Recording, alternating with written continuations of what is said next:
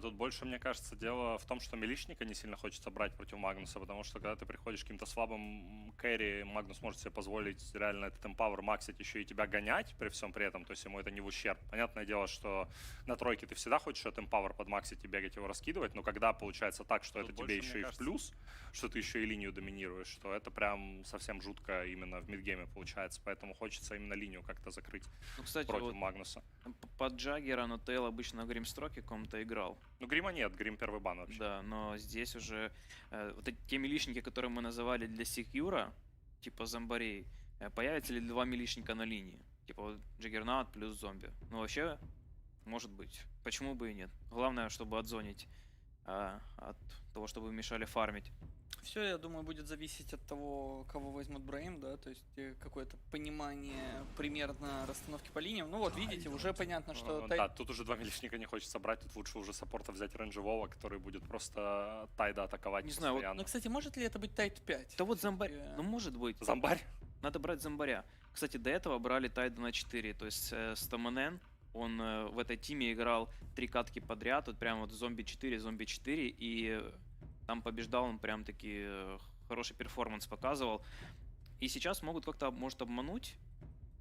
Какого героя после зомби можно сразу взять, чтобы хорошо отстоять против линии Джаггер-зомби? То есть можно взять какую-то фуру, да, после этого и прийти... Нет, слушай, ну фура ослабленный. Они придут просто ставить тайд пугна. Ну, то есть пугна будет там тройкой с тайдом. Просто они так могут. Брюмастер. Интересно. Вот, я ждал. Я тебе говорил как раз в перерыве между сериями, что я жду на самом деле появления побольше. Это для Нутейла? Персонажа. Объясни почему. Ну, мне кажется, 4 брю нормальная тема. Ну, реально, у тебя 4 брю-мастеренка, плюс им всем подняли здоровье, справляться с ними довольно сложно, и ты одного всегда спасешь. И плюс, что важно, опять-таки, на многих способностях сократили время каста, одна из них это Primal Split. И ты реже будешь попадать в ситуацию, когда ты там клэпнул, а потом захотел разложиться, а тебя успели захексить или что-то там сделать. Теперь это сделать гораздо сложнее, потому что эти доли секунды, они очень решают. Вот какой кор-герой не страдает от брюмастера? То есть, условно, какой-то Террорблейд, он будет постоянно летать, да, в ветрах. Ну да. Нужен герой, который либо с Battle Fury быстро это все разобьет, либо которому все равно как-то вот абсолютно. Какой же это герой? Кого раньше брали при брюмастера, если так вспомнить? Какого-то ПЛа? Леон из Скаймаги, если говорить про саппортов, чтобы именно успевать сайленсить до ульты. А Кэрри, ну да, ПЛ, но тут ПЛ прям так себе против Магнуса Джаггера, мне кажется. Урса. Урса. Ну, Урса один из таких героев. Она просто ультует изначально, да, и если обычный Юл не работает на статус резист, ты всегда летаешь там 3 секунды, то если это дело касается циклона, то циклон...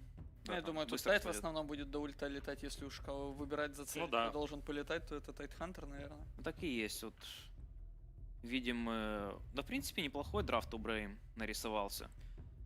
У G, правда, не совсем все понятно. Я понимаю, как это все выглядит. То есть Брюмастер просто кидает на линии пивасик. Джаггернаут раскрутился. Вообще там достаточно урона, чтобы оно сработало? Или нет? Он же не за секунду Джаггернаута много чего-то вносит. Ну, в общем, суть в том, что у G пока жадновато выглядит, это 100%. Ты смотришь на этот драфт, это жадно. То есть вы не рассматриваете, что это Магнус для Ноутейла, на котором он уже играл? Нет, я не особо рассматриваю. Я думаю, это Ноутейл 5 брю. Думаю, слабенько. Сеп, Сакса и 3-4 Виллу Магнус, и Анна на Джаггере, и для Топса на ластпик какой-то будет. Да. Ну, все-таки 5 брювик, да, сходимся? Я думаю, да. Ну, а ты что думаешь, что он на мид пойдет? Не, думаю, что на 5 пойдет. Ну вот. Я тоже. Интересно, как думают тот же. Согласны ли они с вашим мнением по этому поводу? Да, вот мы видим, инвокера забанили для Топсона. У них ластпик, они могут все поменять, они могут на мид кого угодно вообще там поставить. Причем G думают, что это тайт 4 и земеля 5 или что-то в этом роде, потому что 2 оффлейнера забанили по-прежнему. Они потому думают, что Пугна Урса 1-2 и тайт земля это 2 саппорта. Потому что Стаманена играл на 4-ке тайде, да. Вот они так и думают. То есть здесь вполне могло быть... And they're not. And wow. Is he gonna go Meteor Hammer is my question. Or Wait, so who's playing which? I hope not. It's almost certainly a Thompson, Ricky. Because Oh, it is no, it's no, because it's a Seb offlane. mag. 5 brew? Yeah, It's five yeah. brew, for sure, right? For sure.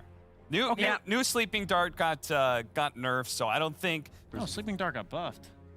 No, because you can now attack to remove it. Yeah, or something like yeah, that. it's good though. So, but that means you can't just like nightmare somebody and like literally leave them forever. The shard's like strictly better. Okay. They buffed it. Never mind. Yeah, it's strictly Fair enough. I don't know if you guys noticed the name that Anna's carrying game right now. I didn't see it. Humble God. There's some. I feel like that's a meme. I feel like No Tail called him that or something. yeah, something like that. All right, so I think it's pretty clear that both of you like OG's draft a lot better than what Brame is bringing to the table, but I'm very curious to hearing what both of you think Brame should do well this game in order to have a shot. They just have to snowball Ursa's lane. Pretty sure that's the only way. Okay. If Ursa struggles against these AoE controls from like the Willow, the Riki Silence, you have to get that BKB, and then they have a lot of ways to kite you on as well. So I just feel like as long as the lanes go even remotely decent for OG, their game plan is just more well-rounded.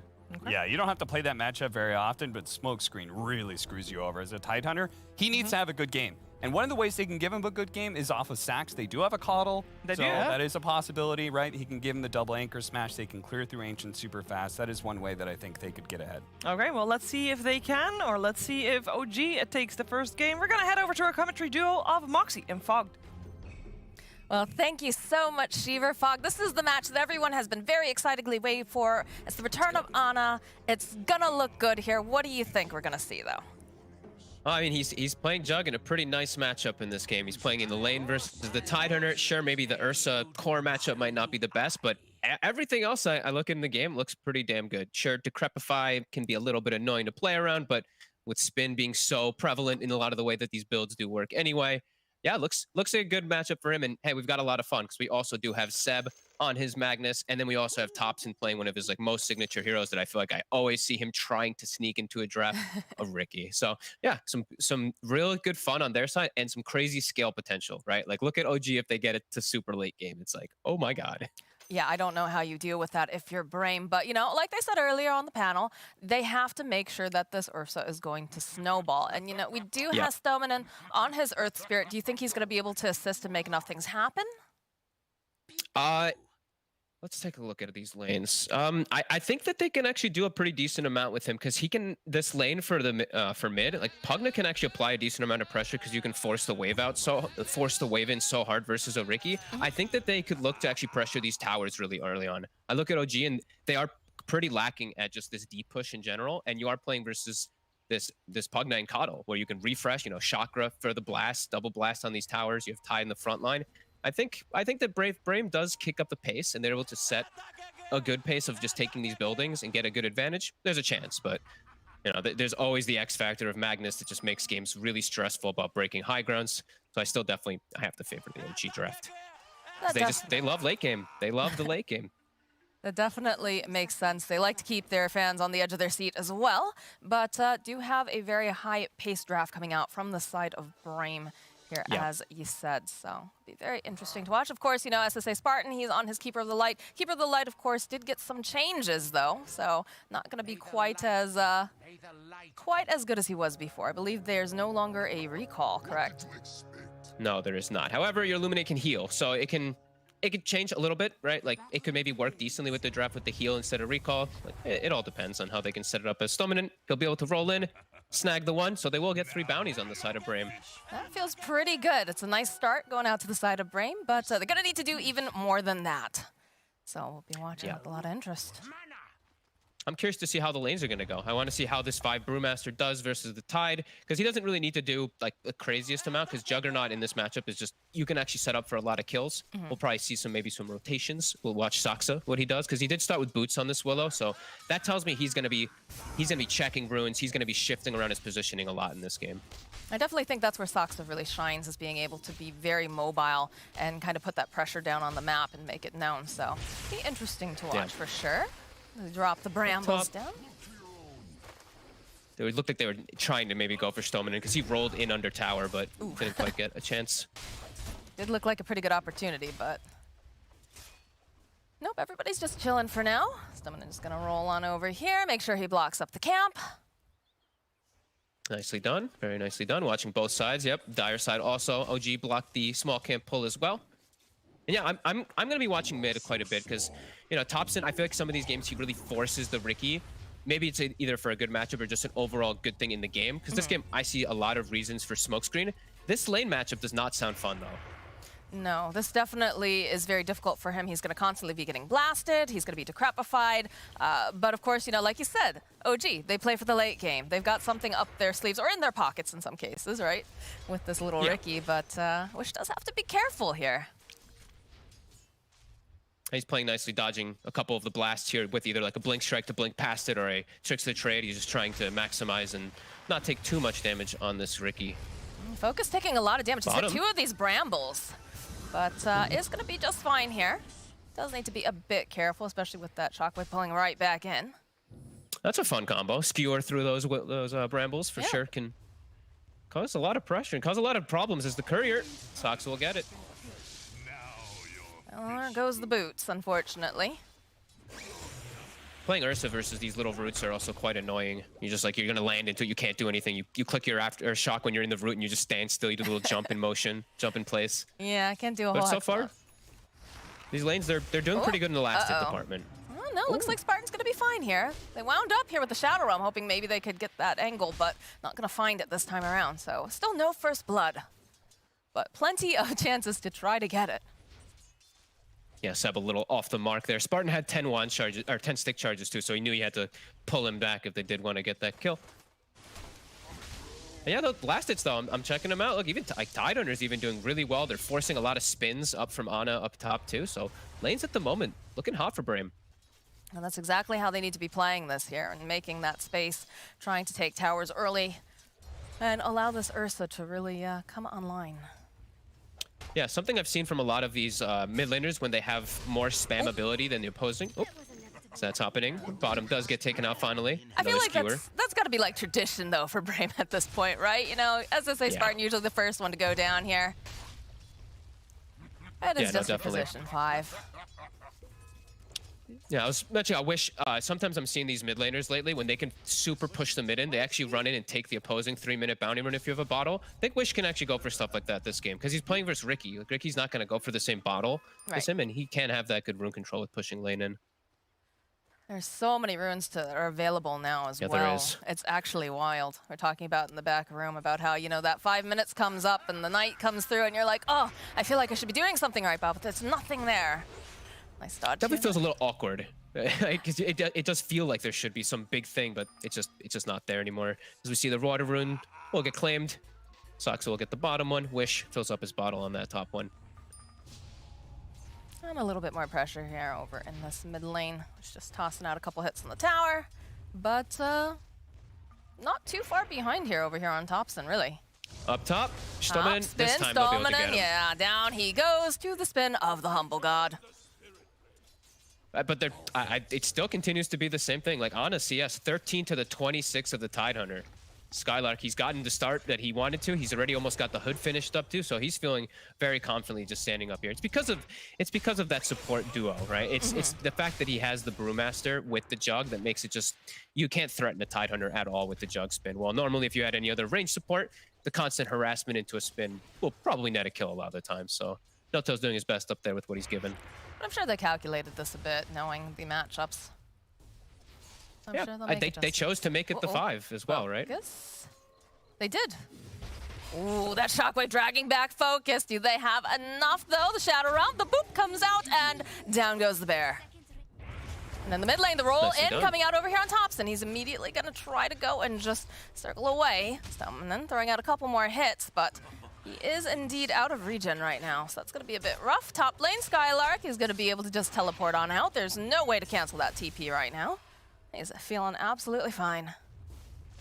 Yep, TP's to the tower as well, so he can stay up there and continue to get that experience. Ooh, we see again mid. The roll, down goes Thompson with a big hit from Wish.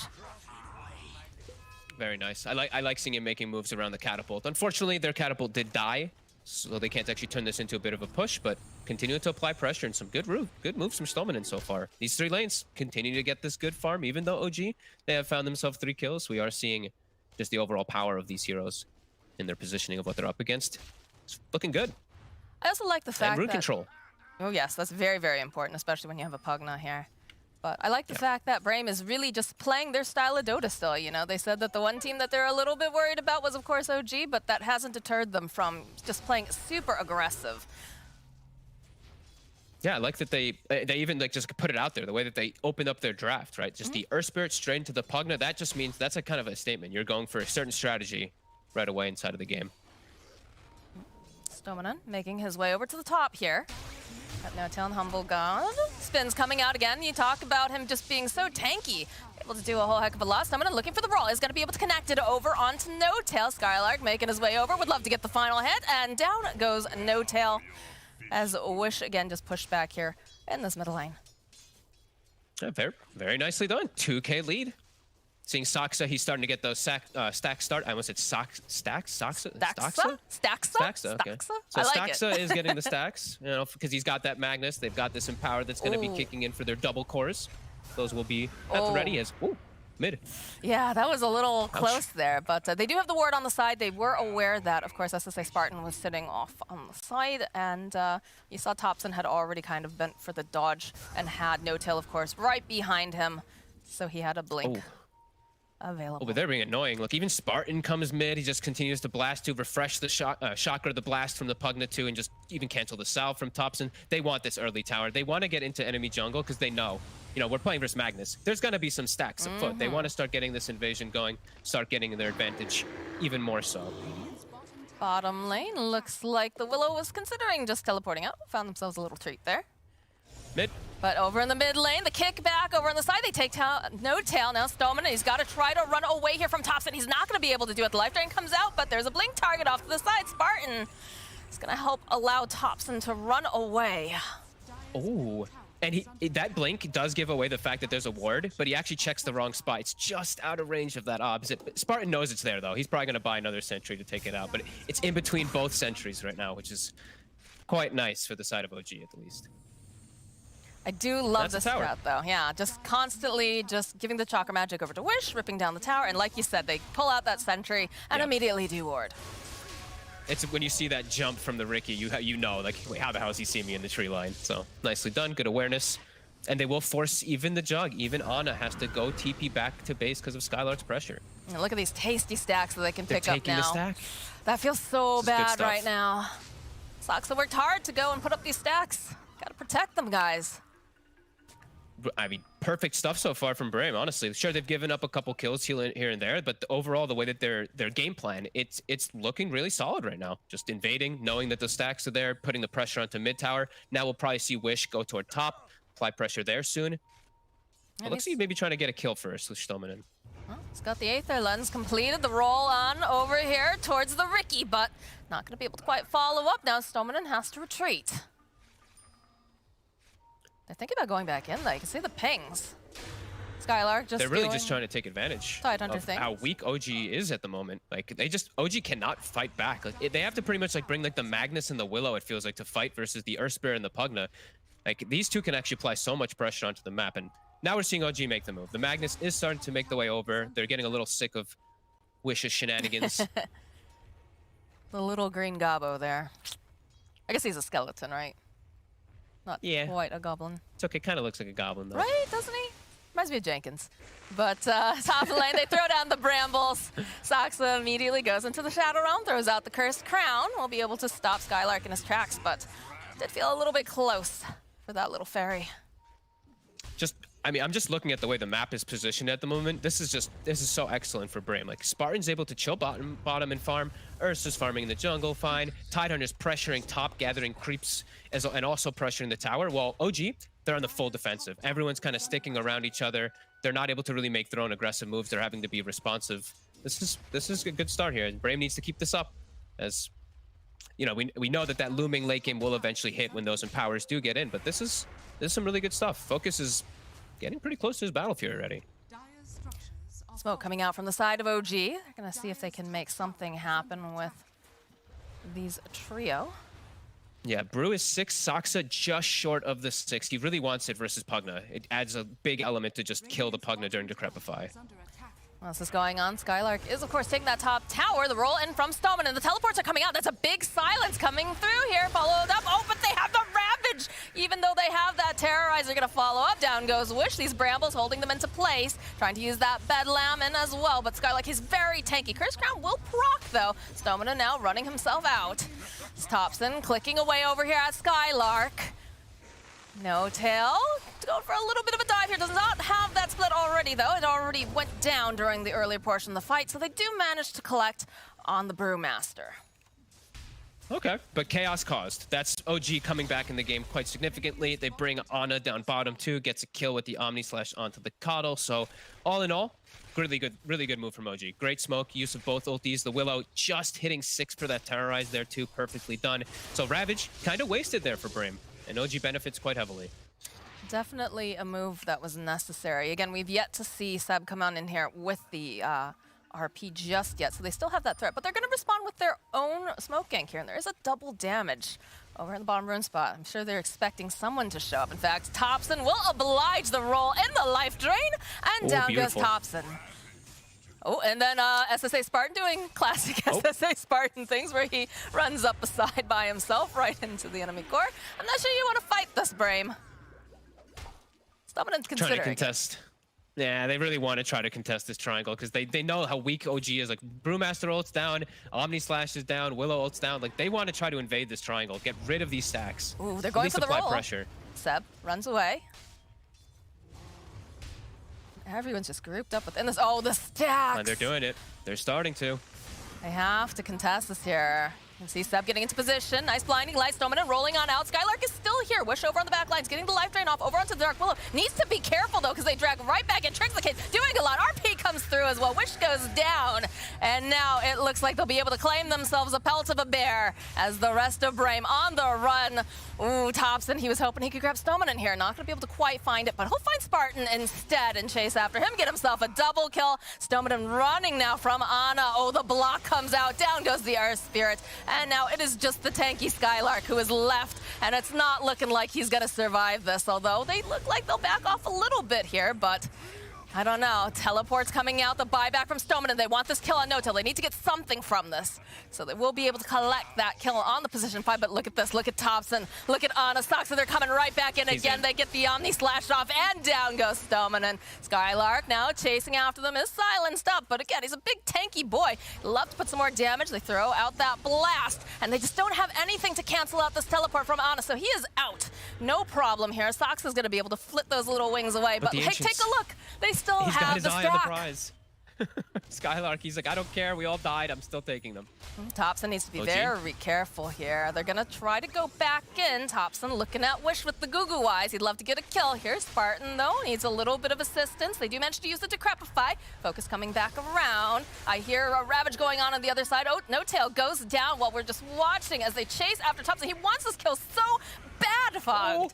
So close. It doesn't look like he's going to be able to get it. Look at Spartan. He wants that. Soxa, though, is going to go down here to the big old bear. Ana slicing away over here, over at Focus. Spinning, trying to do anything he can, but there it is. There's the little battery coming out from Wish as he keeps him alive. And now Ana, he's left pretty much alone. There's Seb nearby, but there's not much that he can do. Thompson jumping right back in again. Does have that shroud as he chases after Wish, but he cannot get this kill. And Skylark, again, just swinging around in the middle of all of them, throwing out the taunt. Says, come and get me, OG, if you dare. And RP's back up in 10 seconds, and I'm pretty sure we had RP start the entirety of that last 2-minute fight that kind of just went on. And man, you know, this is what we want to see though from these teams. Brame is bringing the battle back. You know OG's going to bring the battle back to you, so I love that they're just attempting to go for that high ground there. They take away most of the Ancients, still 2 of the big ones, but some good stuff. Even though they all got wiped, they're still persistent to make their way back up there. But now, Ana got a lot of space from this, and so did Thompson, to be honest. They got a lot of the big kills. Thompson actually has the defusal. It felt like he was a lot more behind in this game, but now he's going to be able to do some damage.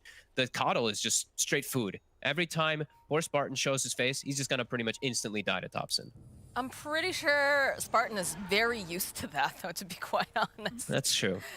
He is definitely the long-suffering support on the side of Brame. But yeah, you know, I like the fact that, you know, these skirmishes keep breaking out. I don't even know if you can call them skirmishes at this point, right? Because they last for so long. All my years of casting SA Dota have prepared me for games like this. These are just wars, you know. Anytime OG's playing is a war. And we love to see it.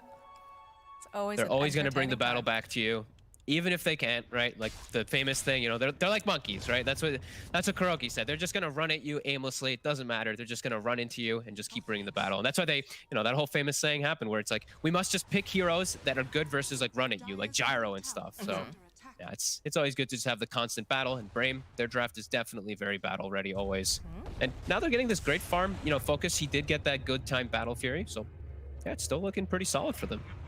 He almost manages to get the roll off in time, but nope, Sox is out. The top tower is, Seb? of course, getting plinked away here by Seb. He's going to have those Greaves online he's- soon, and the Blinks queued Yep. up.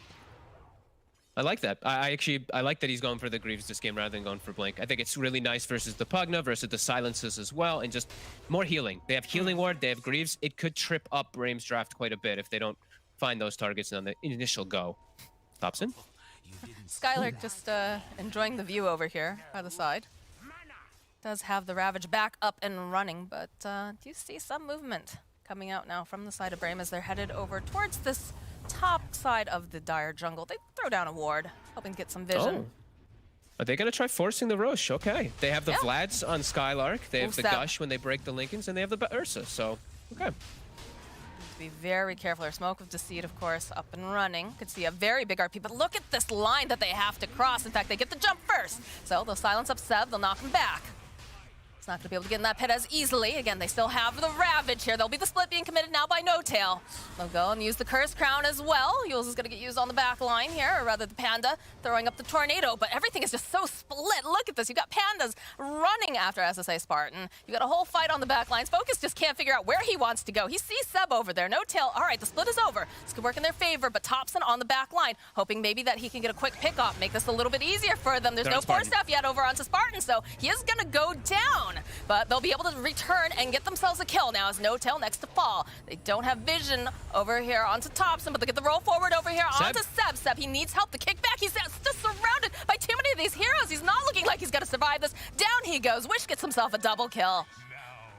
They did buy back on Spartan for this, but now, okay, they're going to buy back now on Seb. They don't want to allow them to get this Roche. Ana needing to be a little bit careful here. We'll throw out the spit. Double damage over onto Thompson, though. He could absolutely blow up one of these supports, or maybe even a bear here. Smokescreen does get dropped. Skylark's too beefy. It's He's too much of a wall for them to get through. He's just parking himself in this river outside Roche, and they're having to give a lot of respect to it. Now, no Bruce split available, since they had to use it that last time to try to get these kills, and they're still eager. You know, that DD on Thompson, he still wants to try to find something, but yep, again, look at Skylark. Dominant rolling on into the pit. They'll get the jump, the silence.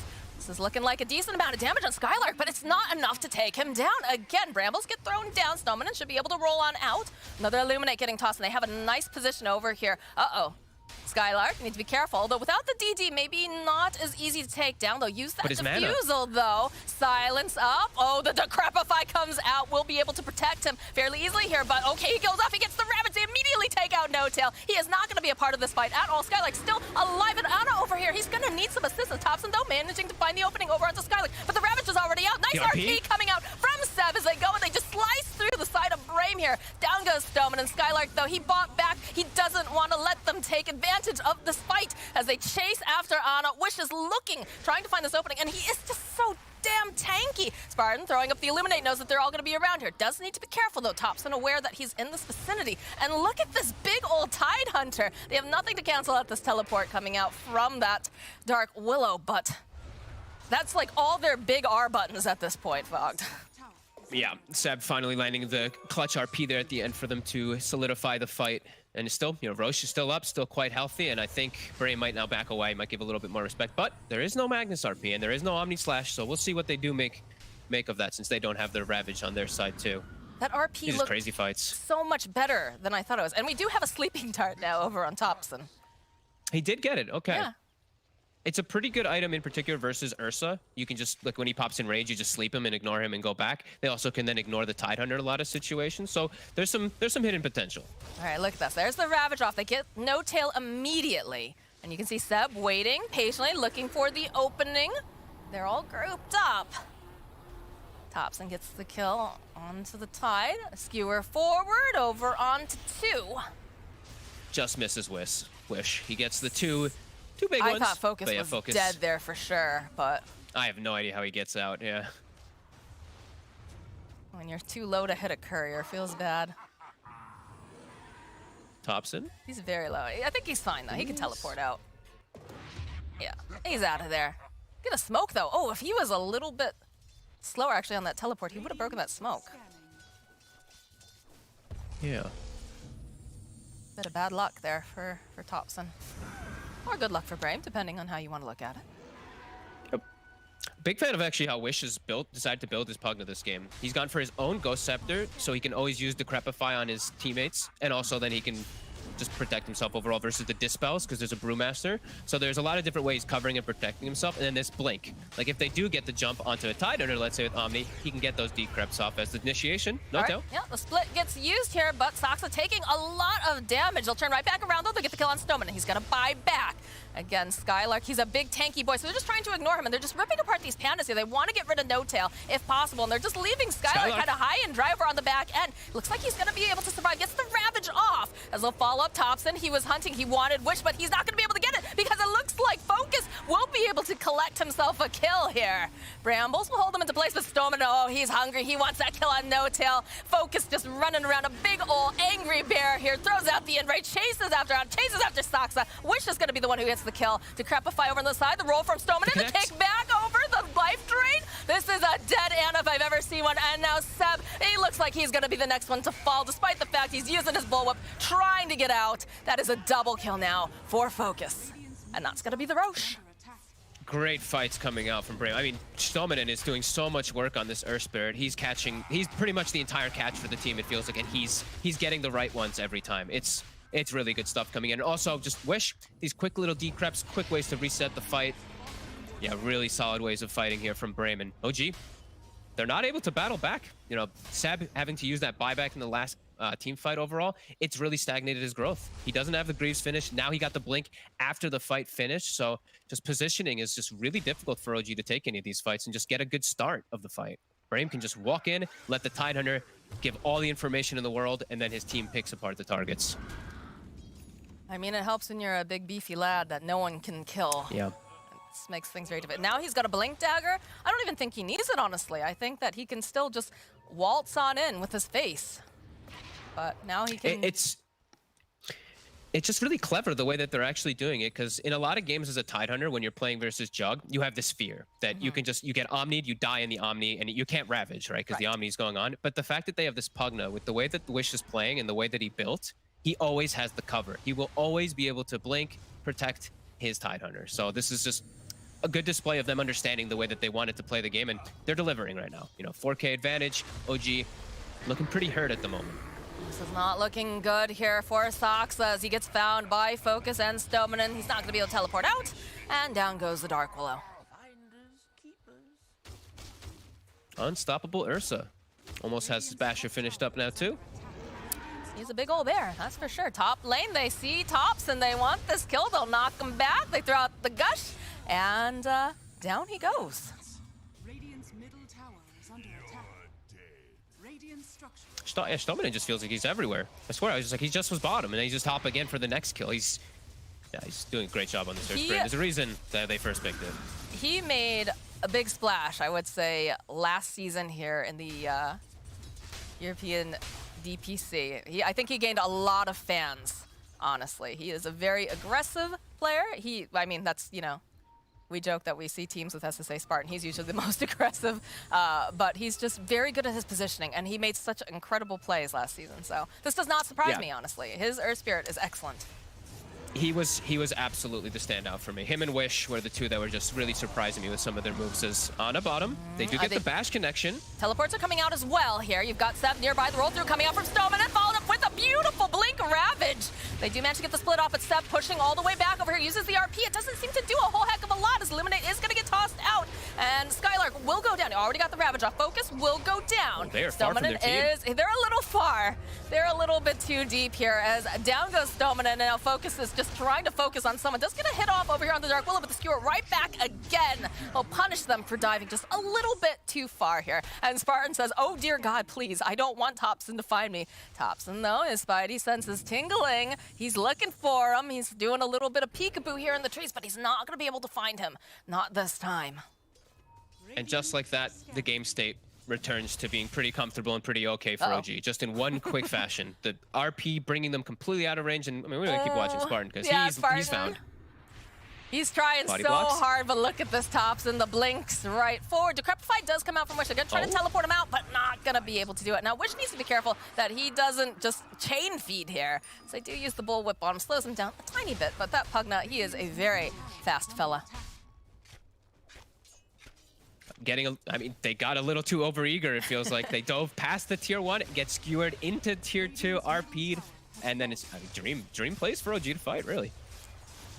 You can't make mistakes like this against OG. They are 100% going to punish you, so. You can't make mistakes like that. You have to be cautious. You know, you're playing into a Manta Jug. Like, even the small things, right? Like, Ana, I believe he, like, Manta dodged the rolling boulder, which allowed him to get out of range of the Ravage, which then caused this whole spiral of events that allowed OG to just dominate that fight. And like we said, just in a comfortable spot now, because Jug, he's top net worth with the Scotty and a Talisman of Evasion. He is indeed, but this is not looking super great here for Topson. The rolling coming out from Stolmanen, the life drain. Down goes Topson. So doing a bit of his own dive here.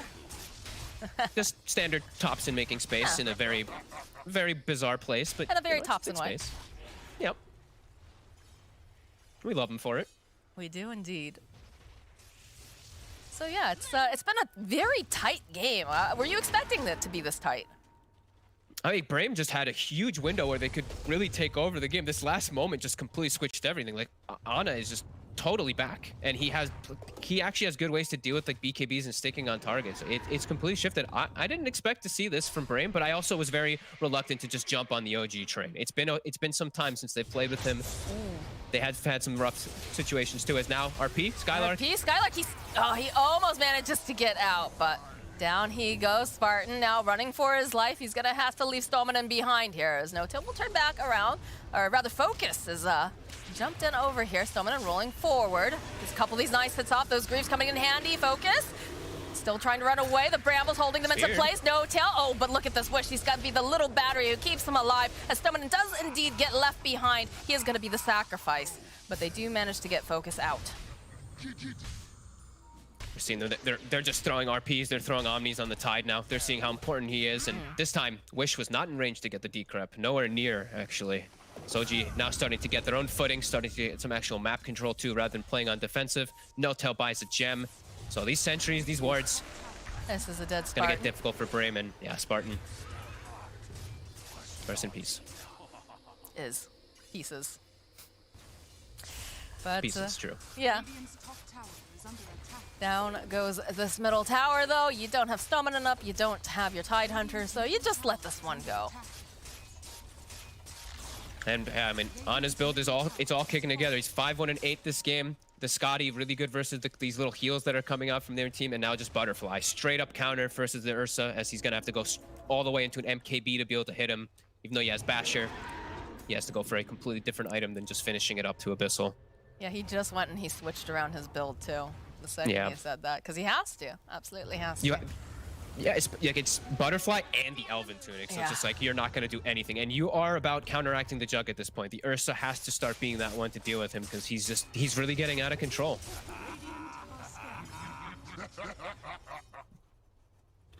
And now this downtime, OG, they're a team that really does rely a bit on ultimates with the way that they've set themselves up in the draft, but look at this downtime. The ults are all just ticking, and Brame is just locked on their side of the map, unable to really do much of anything. So next fight that Brame looks to take, OG's gonna have everything available again. Are they starting to lose their window now, is my question. Under attack. It's really starting to feel like it. This Pugna, he's starting to feel just not as strong at all. The Tidehunter is killable, and we're seeing this control. The Magnus, the Willow, even the Brewmaster just running these Brewlings into the backlines and scouting. It's a bit too much for Brame to deal with now. And we do have the Blink Dagger picked up on Ursa now, so perhaps we can see something like a pickoff, but they're moving S5 here. In fact, they drop a ward immediately. Here's Spartan backing off. The roll forward, though, they're going to try to just take out No-Tail, and down he goes immediately. But the follow-up is coming in here as they turn, as they have an idea. Okay, follow up here with the Ravage. Blink forward, they'll be able to go. They take down Seb. They managed to almost take down Thompson, not quite yet. Looks like he's going to be able to survive that, but this Dark Willow's not looking very healthy as Saxa does indeed go down. Thompson going to be kept alive by the Humble God's Healing Ward here. And they got the gem. Like, that was No-Tail. He just purchased that gem. They immediately get it. Stominen with a very beautiful roll, catching him up, kicking him up on the high ground. And now OG, they did keep the 2 big ones alive, but... Spots out Thompson here and Anna, but that Sleeping Dart will only prolong this tower a little bit longer here, guys. This bear is going to get back up, and he's going to be angry. No Rosh up available, though. They didn't get the tier 2 either. So they did get three heroes killed, but now their OG's back up in full force with their ults. And there is no Ravage, so we have to expect OG. The bottom lane is in a decent spot. Mid, they're pushing out. I think it's likely that they might look for some type of smoke movement here. As yeah, we see that again. The Blink Dagger coming out clutch for Focus. This actually was a pretty good pickup, so he can follow up with the Ravage and get those insta-kills during it, rather than going for the MKB that will take some time. Some big smiles yeah, we're seeing the excitement. I like it. Yeah. And OG, they're in. As we said, ulti's down, Ravage is not up. OG trying to get something big out of it here.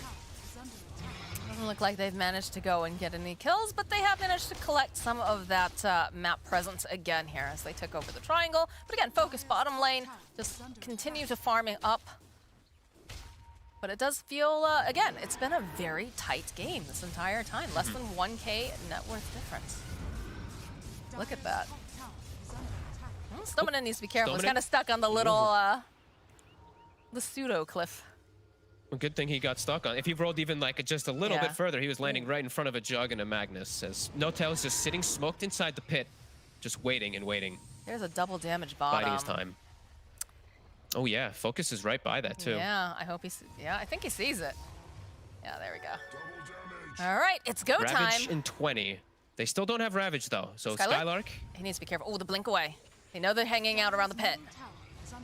Got a big angry bear with Basher and BKB. They'd love to get in there if possible, but like you said, they've got to wait for that Ravage. I don't think you want to be... Starting to get back up. 5 seconds, they can start looking to go. They know there's a ward there too. Thompson trying to just clean up on Stominem. Immediately they follow up with the Decrepify. The and BKB. That is the BKB though. And the double damage. Nice RP coming out from Seb. They'll follow up with the Ravage and it just barely clips them. At the very edge of this here, Stominem buys back. Illuminate comes up. They're not finding a great position right now. This is looking really bad here for Wish as he's caught in the middle of it. Does have an Aeon Disc though. He's gonna be all right with Stominem. He's taking too much damage. He just fought back. He can't afford to go down here. Wish goes down. Stominem goes down. They don't have the Ravage. Spartan now trying to run for his life as Skylark also just leaving the area. Oh, the jump forward. They want this kill on the Coddle, and they're going to be able to get it. It's a double kill now for Thompson. And Focus. Oh, Focus. He's chasing after a Fairy, and he can't quite get his claws on her. But you know what? No-Tail will be able to get the kill on the bear. Oh my god. Yeah, they're gonna tip him for sure. Like, as soon as that BKB gets popped, he is so screwed. Like, they have so much control for him. Like, with the RP, after the RP's finished, they just ignored him. They just threw him up in the air. No-Tail just keeps throwing him up again in the second Cyclone. Then the Saxa also gets to control him, and this Ursa can do nothing at that point. A phenomenal fight by OG, and now we're seeing the real big damage. As Stominen buys back, he dies. They lose the gem that they've recovered, and they're gonna lose the Rosh. Oof, that was a brutal one. And the way that they take it too, it's the way that he skewers, like he RPs and instantly skewers, because I think he knew Skylark's gonna blink and Ravage, so he tried to pull the fight out of that vicinity for a second, and it worked. Ooh, Thompson going in deep here. They want this kill on Spartan. They're just gonna push him right back over into the arms of OG. Down he goes. So that was your one of your forms of wave clear that has just been ripped away from you quite viciously, and there's no way that Wish wants to go anywhere near it. Yeah, now you're playing versus 2 super carries with RP. They are with the Empower, and now they're just cleaning up these racks, going toward the top side too. Ooh, the jump forward. They're hoping maybe they can clean up No-Tail. They'll kick him back, and there's a little dig into the face, so they'll be able to take down No-Tail, but they've already lost some of these buildings, and the pressure is on. 11K net worth lead. They'll take another tower on their way out. Feeling pretty powerful right now. Yep. They got what they came for. No-Tail never cares dying. He got Philly, you know, earlier in the game. Who cares dying when you have Philly? Interesting. Okay, so they're gonna go for Heaven's Halberd now. They just picked that up on Tidehunter.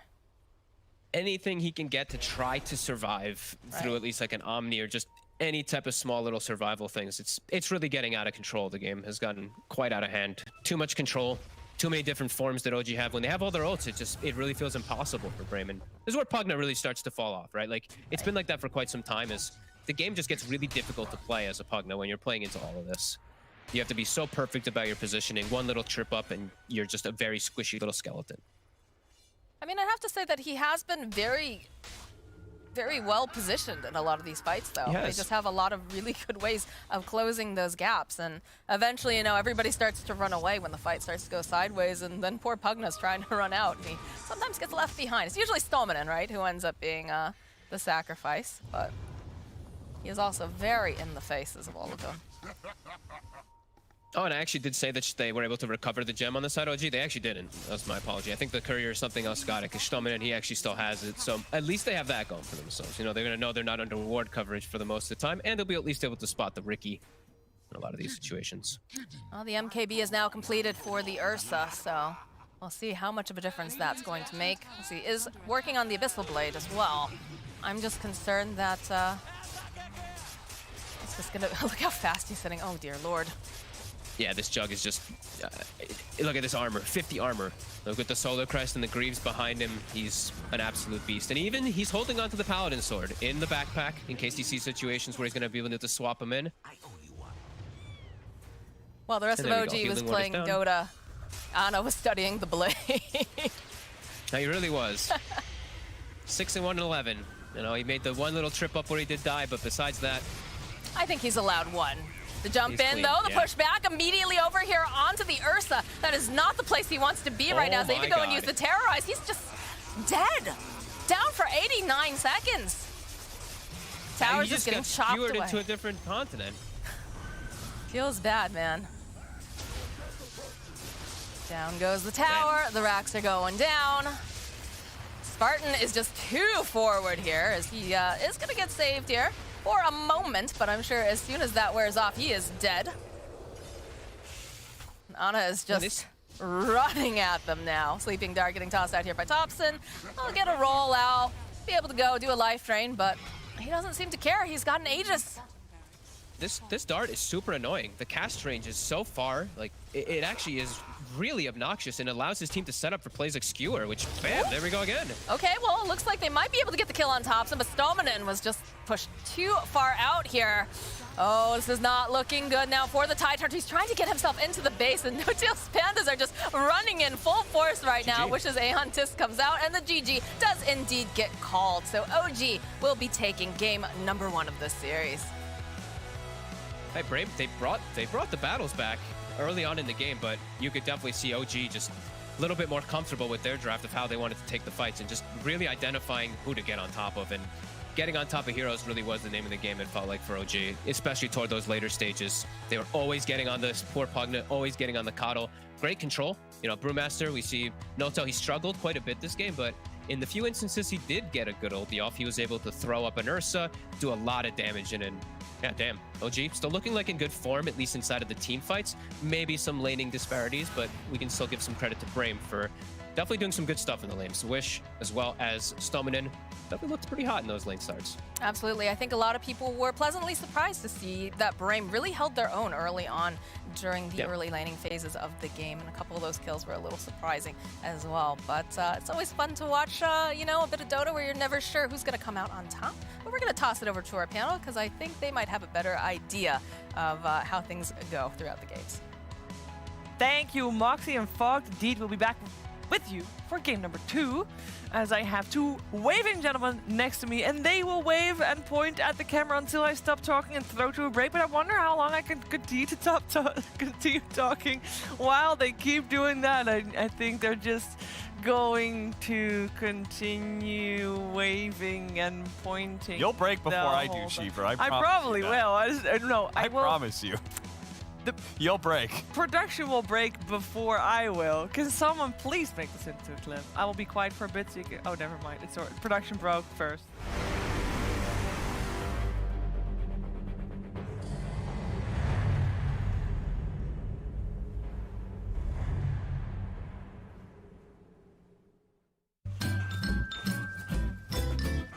ready? Huh? Hey, he's a good boy, huh? You ready? Huh?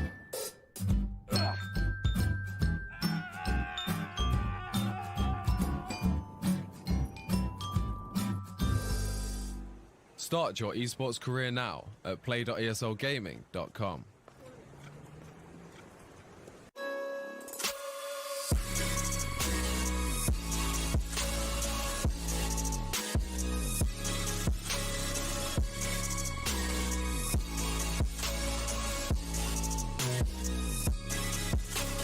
You love it, you wear it. What's your style? Get your merch at shop.eslgaming.com.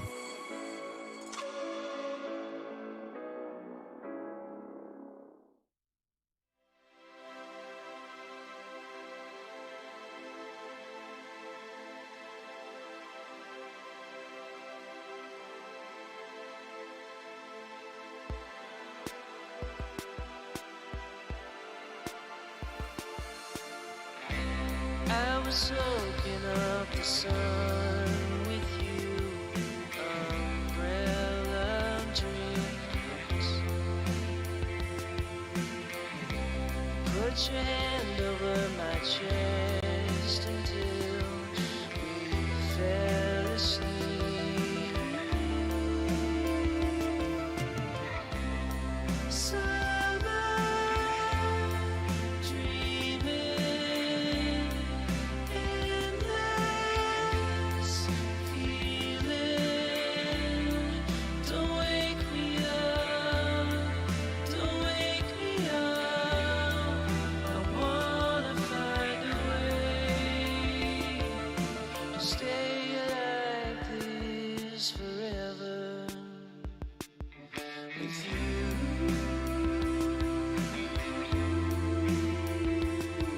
With you.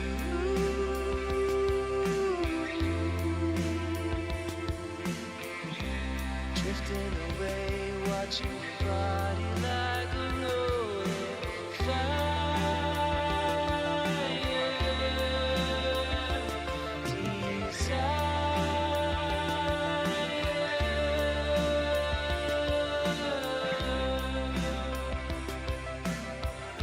Strawberry, vanilla ice cream dripping on your tongue. Strangers from small towns are begging for the drugs. Summer dreaming, endless feeling. Don't wake me up, don't wake me up. I wanna find a way. I wanna find a way to stay like this forever with you.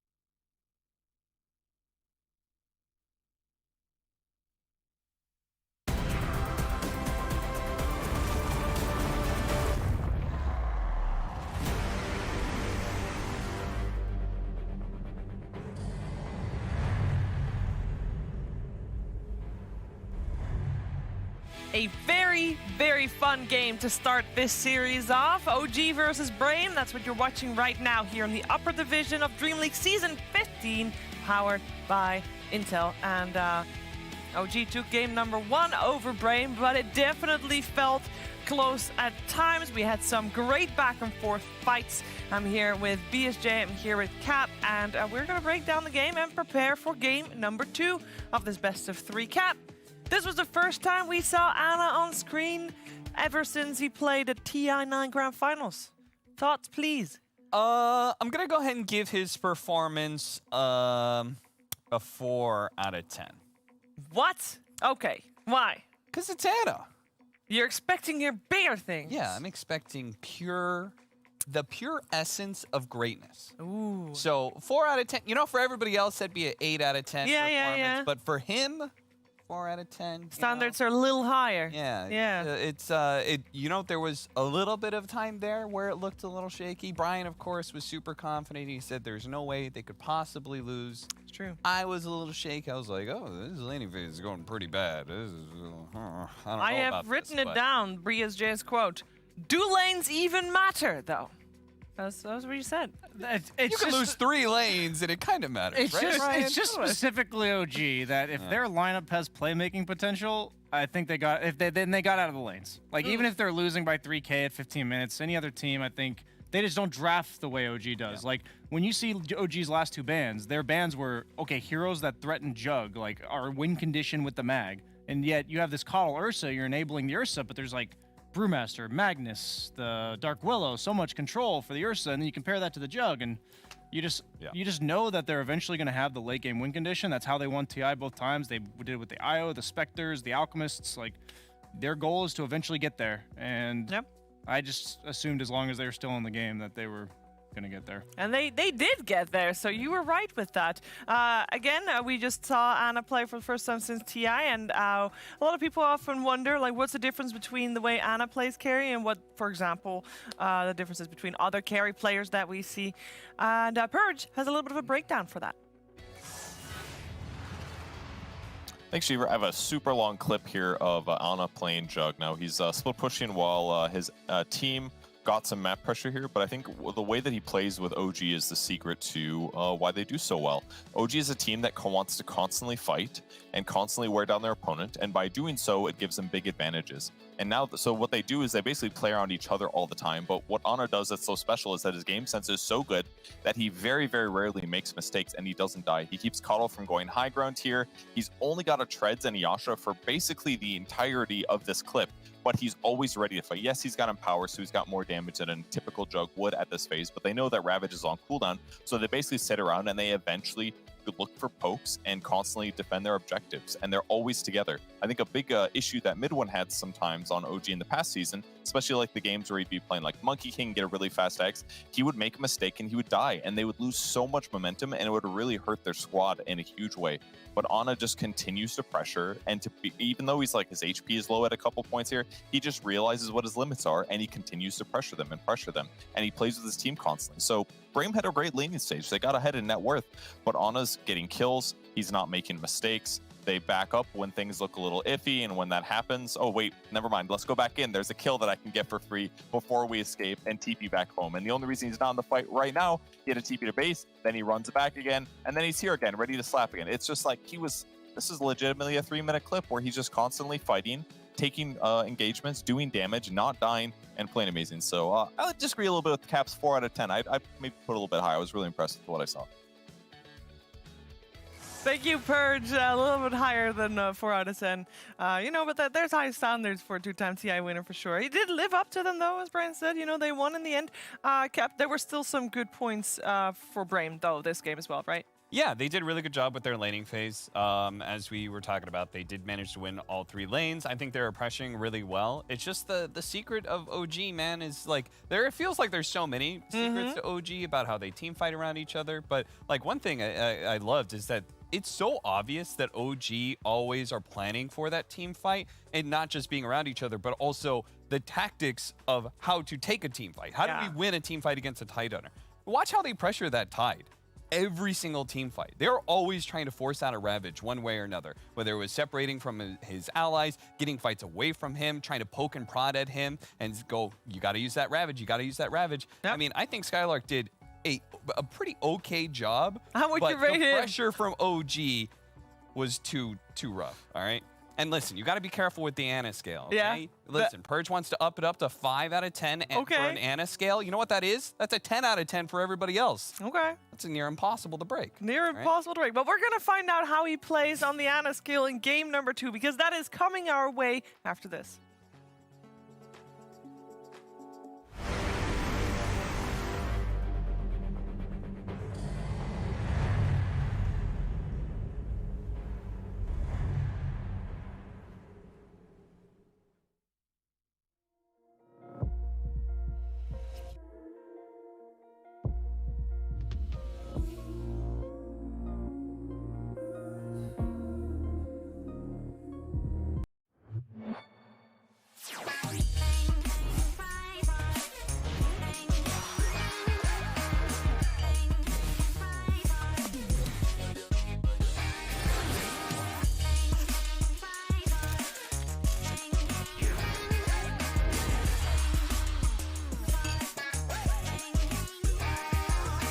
see what 20 million people are experiencing only on Webtoon. Start reading free now.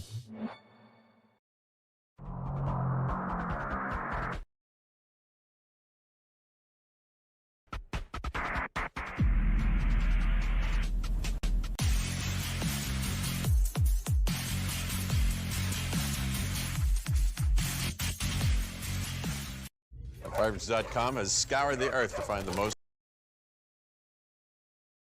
listings, and that means the most pet-friendly listings for pet-loving renters. So you might say that you've brought more joy to more sweet, innocent, and adorable little creatures than any other site. Ow, stop it. With the most listings, you'll most definitely find the most right place on Apartments.com. Watch out, Juicebox. Apartments.com, the most popular place to find a place. There he goes. Introducing new Bud Light. So you're telling me you got this new Toyota for that? I did. And that's the deal you got? That's it. Including Toyota Safety Sense, Apple CarPlay, Toyota Care? All of it. That is a great deal. We make it easy. Toyota, let's go places. We make it easy for you. File your taxes online now. We'll help get it done. We know how. That makes it easy. For things you don't know, you can ask a tax pro. Expert help for you. Block has your back.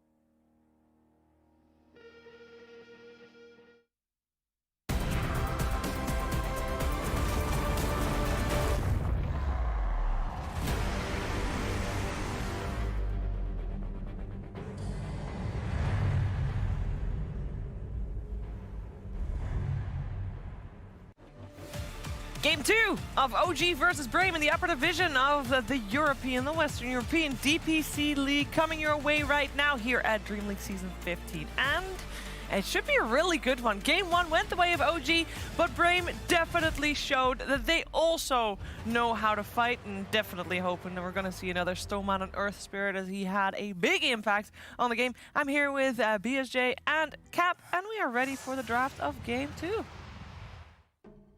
That's it. That's your camera time, guys. I know you guys are still staring at the camera. I was still practicing. Yeah. Oh, we got another Earth Spirit and Pugna coming out again. But this time it's on the side of OG. So they just opened with Brame's opening Is this from like previous straight game. disrespect or what? I don't know.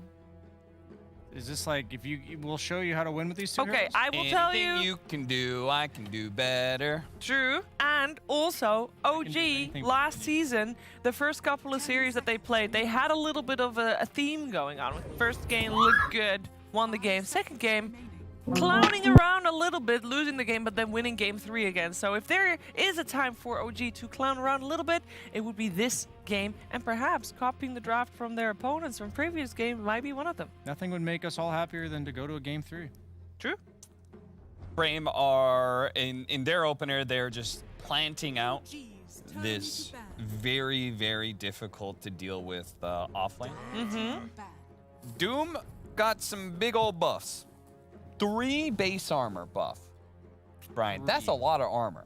That's like more than double his armor. 3 of those meme comics in a row. Yeah. Literally unkillable times 3. And it's actually, it's more like cubed. So it's 1 cubed instead of times 3. But That's he didn't insane. have any armor before, so he Good went thing from we brought in a mathematician. 0 to 3. And then on top of that, like Shadow Shaman's one of the strongest laning heroes from last patch into this patch, like, not a whole lot is going to change about that because his base damage is so high. This is like, when it comes to, like, if I want to win lanes, it's not about your spells so much as your stats.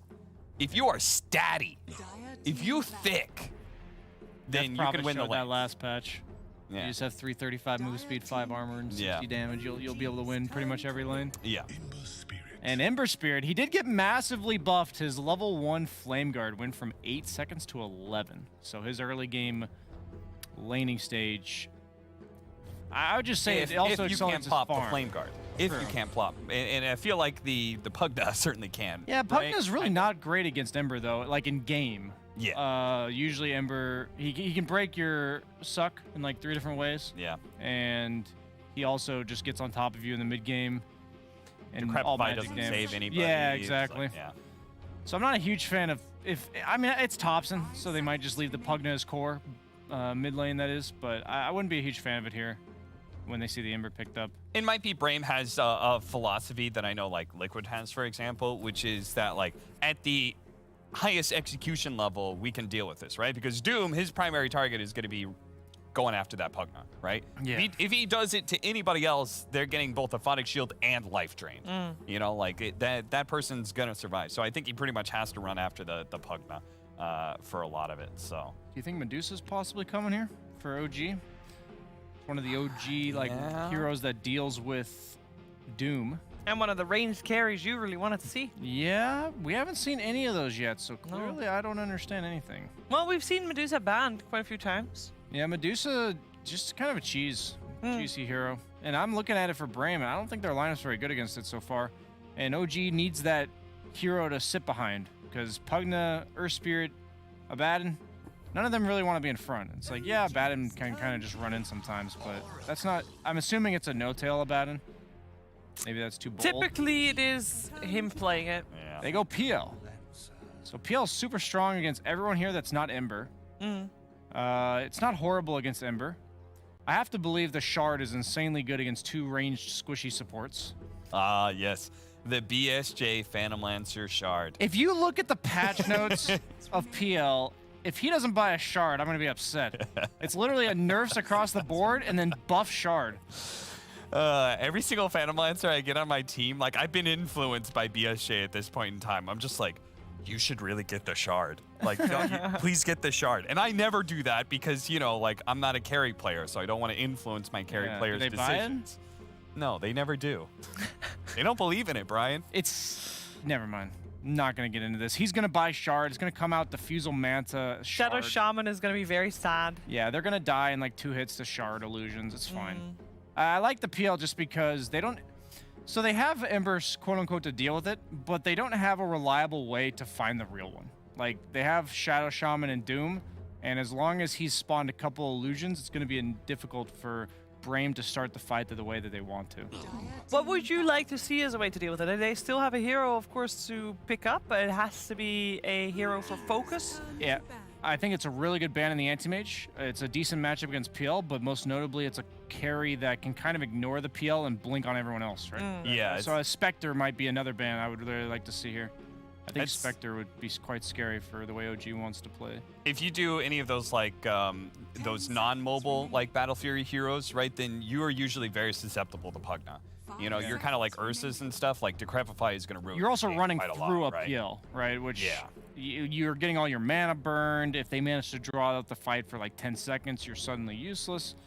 So they definitely need that guy that jumps the back lines. I'd be surprised if it's not Spectre here, but what do I know at the end of the day? Is there any hero in particular you like to see for Seb? As I believe that is what OG is still looking for? A fight committer. Fight committer. Something like I don't want to see this hero specifically, but something like a Centaur. Okay. Mars. Something that's going to like... jump in first. Yeah. Just say like, we want to fight here, so we're going to get the fight here. Right now, I imagine Brame can kind of just walk away from anything that looks disadvantageous. So let's have a punish. That's what I want to see.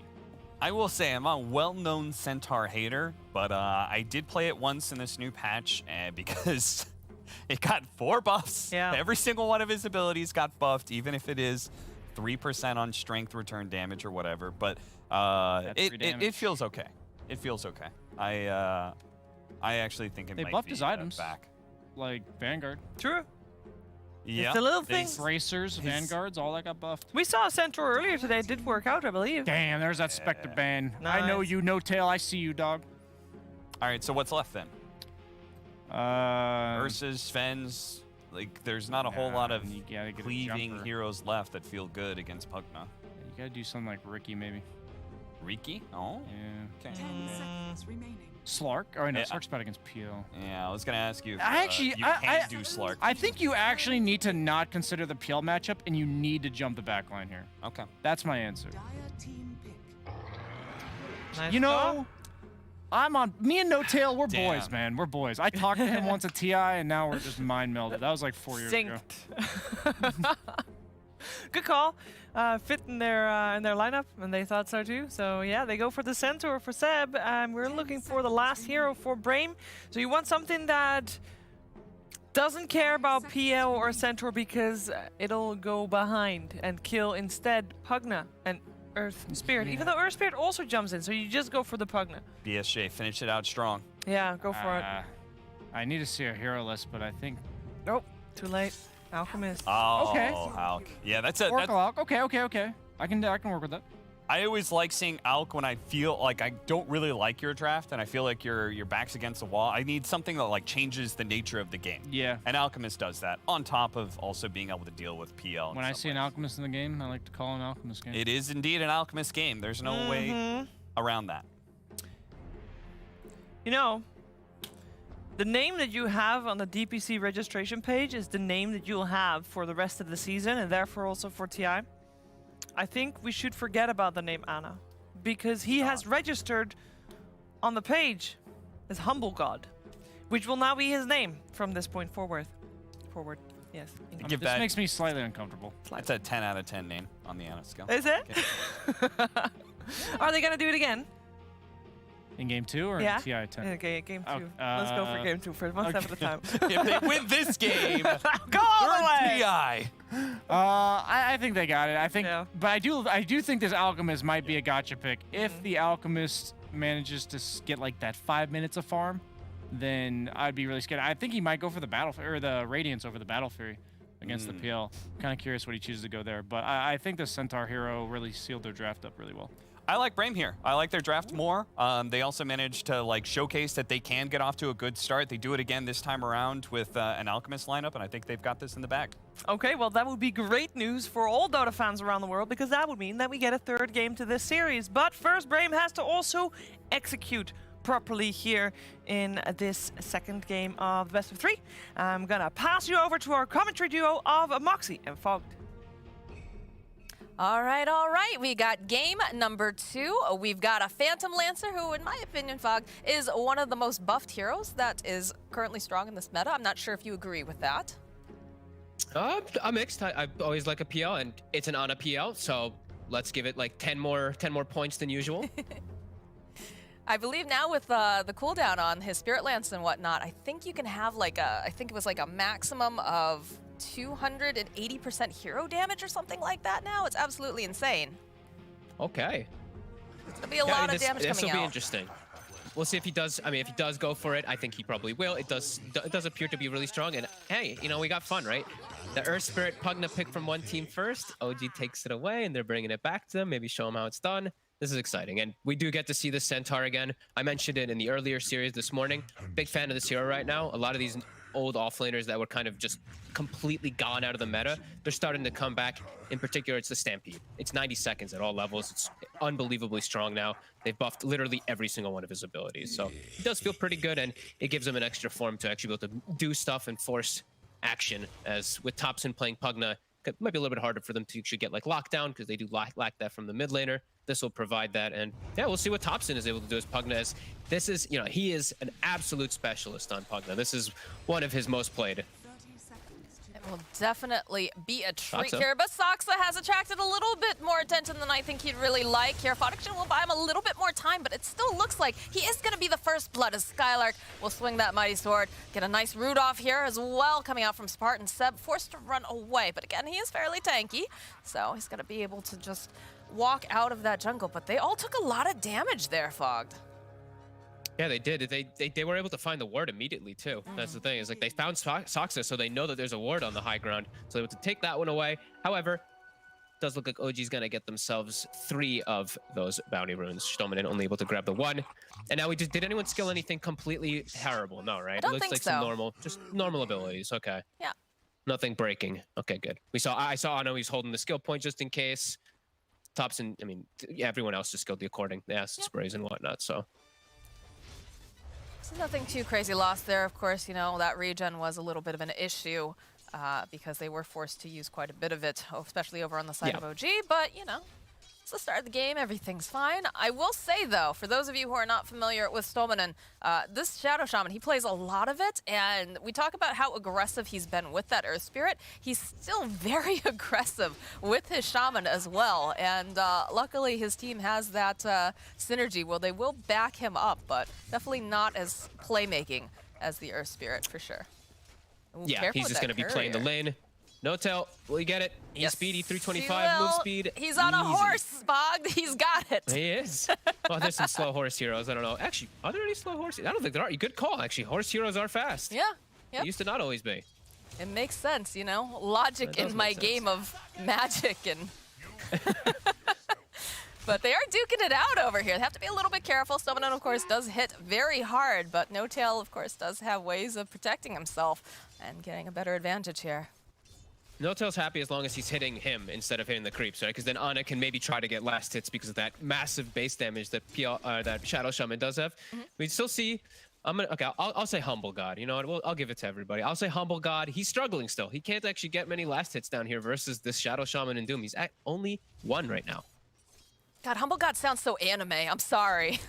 I know. I can't say. I don't think I can say it honestly. I can hear it in the Japanese like anime voice.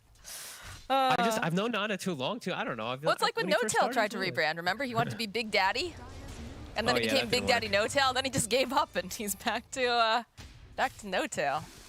I think most rebrands just don't work. Like even like what Eurus, everyone just still calls him Paparazzi. You know, it's too tough to make it sit. As we're seeing mid, Thompson doing very well in this matchup. It's quite a Pugna favored one. You sure you have some plays to dodge some damage with your flame guards and your slights, but you're just getting poked and your tower is getting harassed too. And as we said, Thompson comfortable with all matchups pretty much as a Pugna.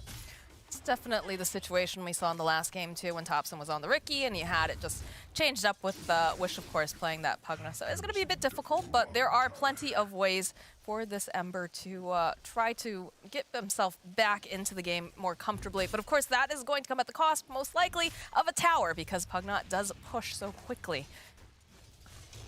I mean, Thompson's gonna be huge, honestly, in this mid lane. As No Tail, he's dead. Will die.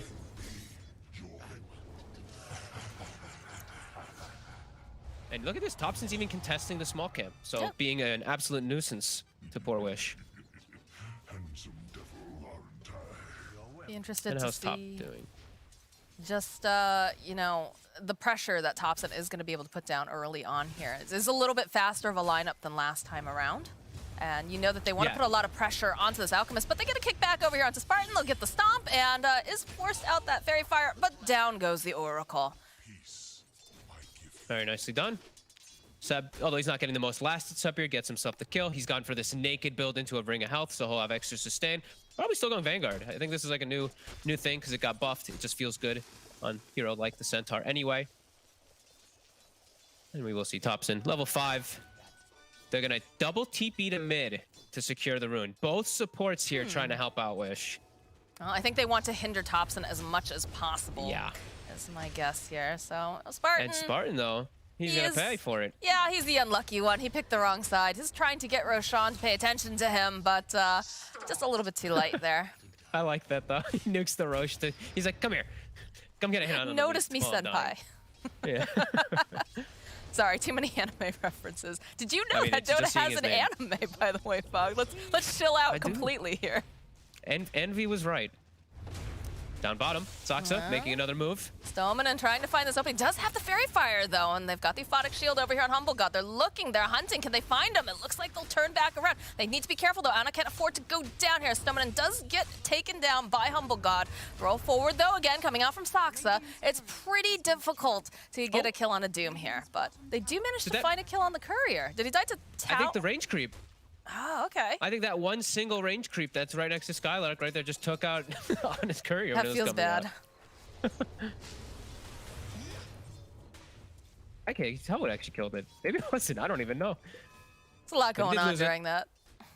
He got his items delivered, though, I believe. He got the Band of Elven Skin delivered in the meantime, so now he's going to keep his farm going, and now they can't actually pressure down bottom too much. The Doom and the Shadow Shaman, they're going to have to just go elsewhere. Like, Skylark's going to have to start doing this, some creep manipulation, and we're going to have to see where Stominen wants to go, because I don't think you can actually bully the PL whatsoever now. He's going to just be able to farm, and you're just going to give up kills if you come down here.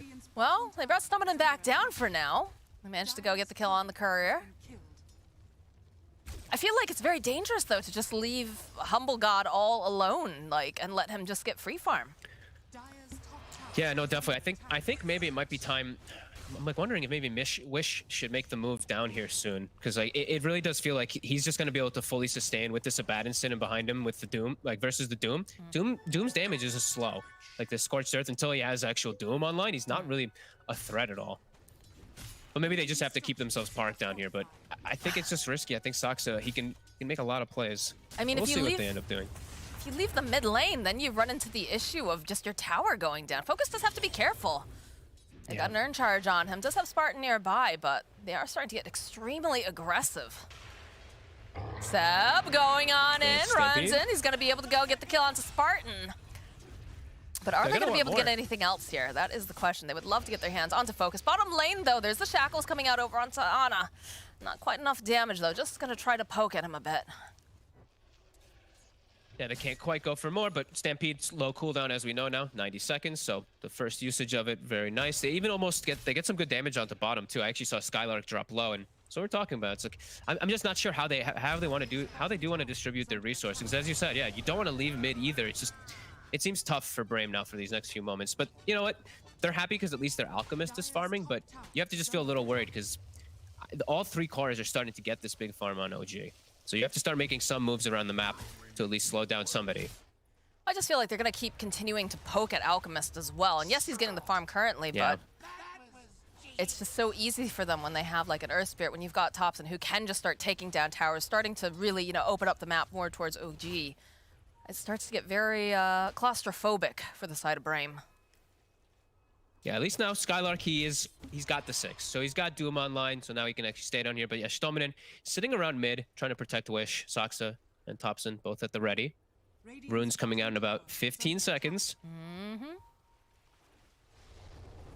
Some movement here. You can see Saksa getting to position. They'll use the Decrepify, the slow, life drain. He's just going to slide himself away. Just need to be careful with Stoneman is here. Nice silence, though. We'll keep it from using the shackles immediately. Remnants forward here from Wish.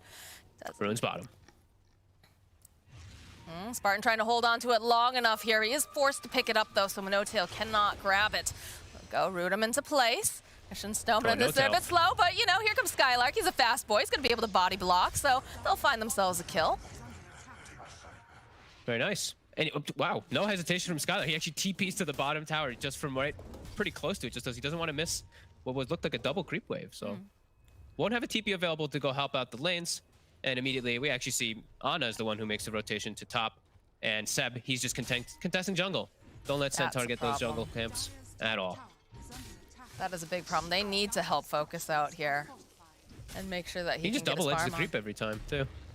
Oh, he actually missed it there. So it's going to be the Hex, though. They'll follow up. All right, not going to be able to run away from this one this time around. Followed up with a nice root into place, but they just don't really have that much damage just yet. And they're all out of ways to cancel it. Oh, never mind. In comes Wishies, gets those Searing Chains off, throw out the Hex. It's taken a lot to kill Seb, but they eventually find it. And Skylark was sitting very, very low down here himself.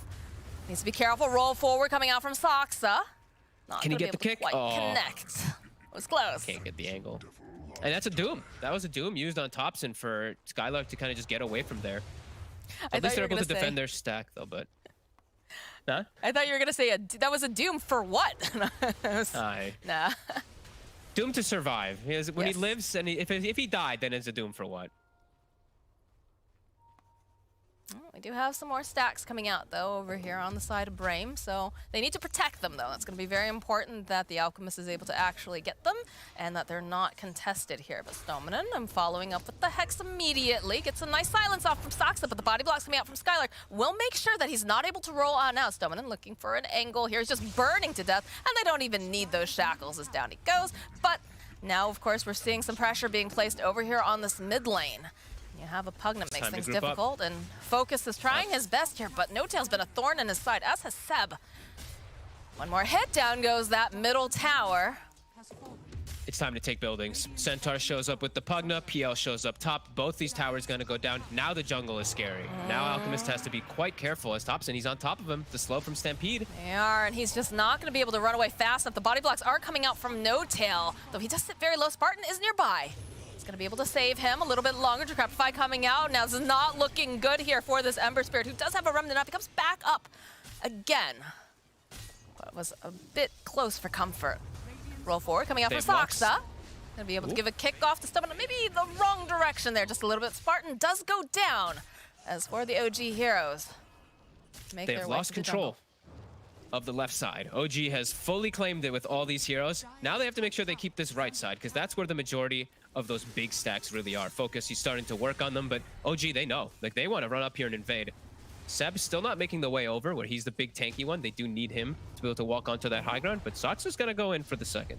Got vision now. It's not looking good for Stoneman, as he is going to get life drained. Skylark chasing after Thompson here. A little bit of a heel toss out by No Tail. Seb, again, big tanky boy, gets the stomp off. Look at this life drain. The roll in coming out from Soxa. And one more hit should do the trick.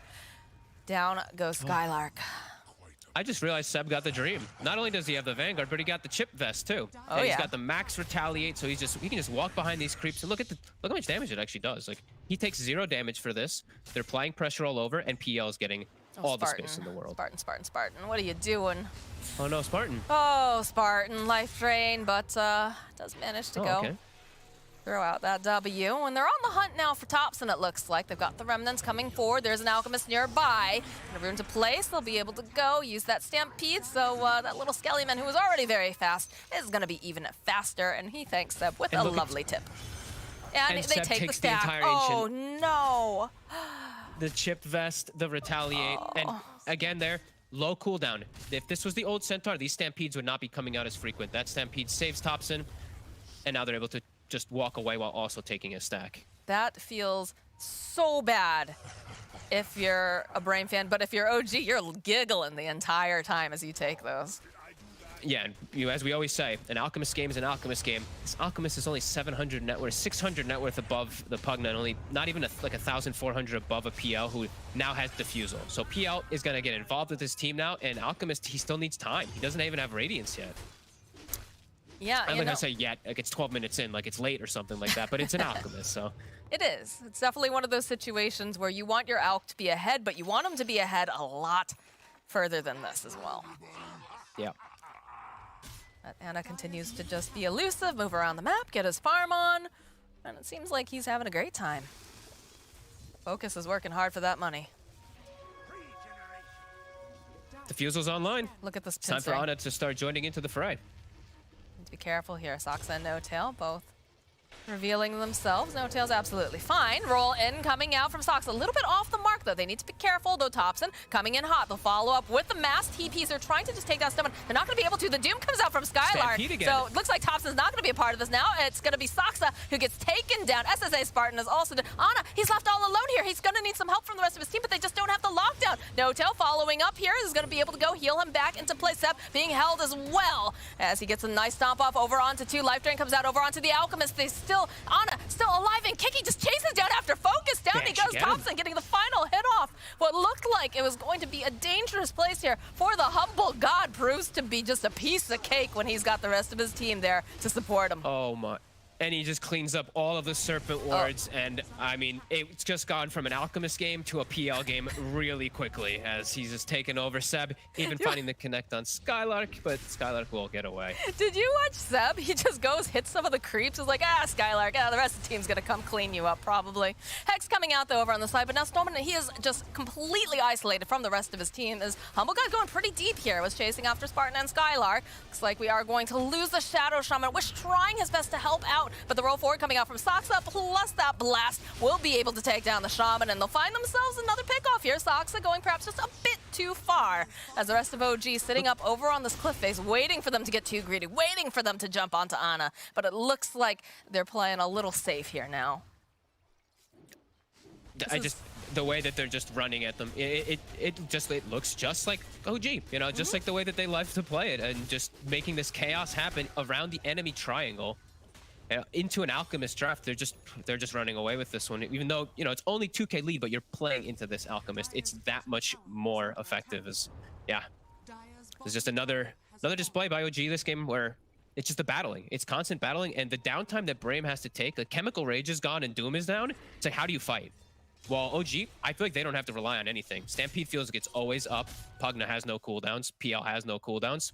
They can just always keep running at him. Just keep the battle coming, and then Alchemist can't actually get his good farm that he'd like to. It's such controlled chaos, though. Like, that's just the interesting thing about that. You know, you watch No-Tail run in, immediately pop the ult, the roll coming through as well. Ana, he looks like he's trapped in the corner, and I know Brame, they're like, oh, we're gonna get him, you know, they're running after them, they want this. But just No-Tail in a good position, throwing out heals, just all the pieces really just came together. Seb had a great double stomp. Yeah.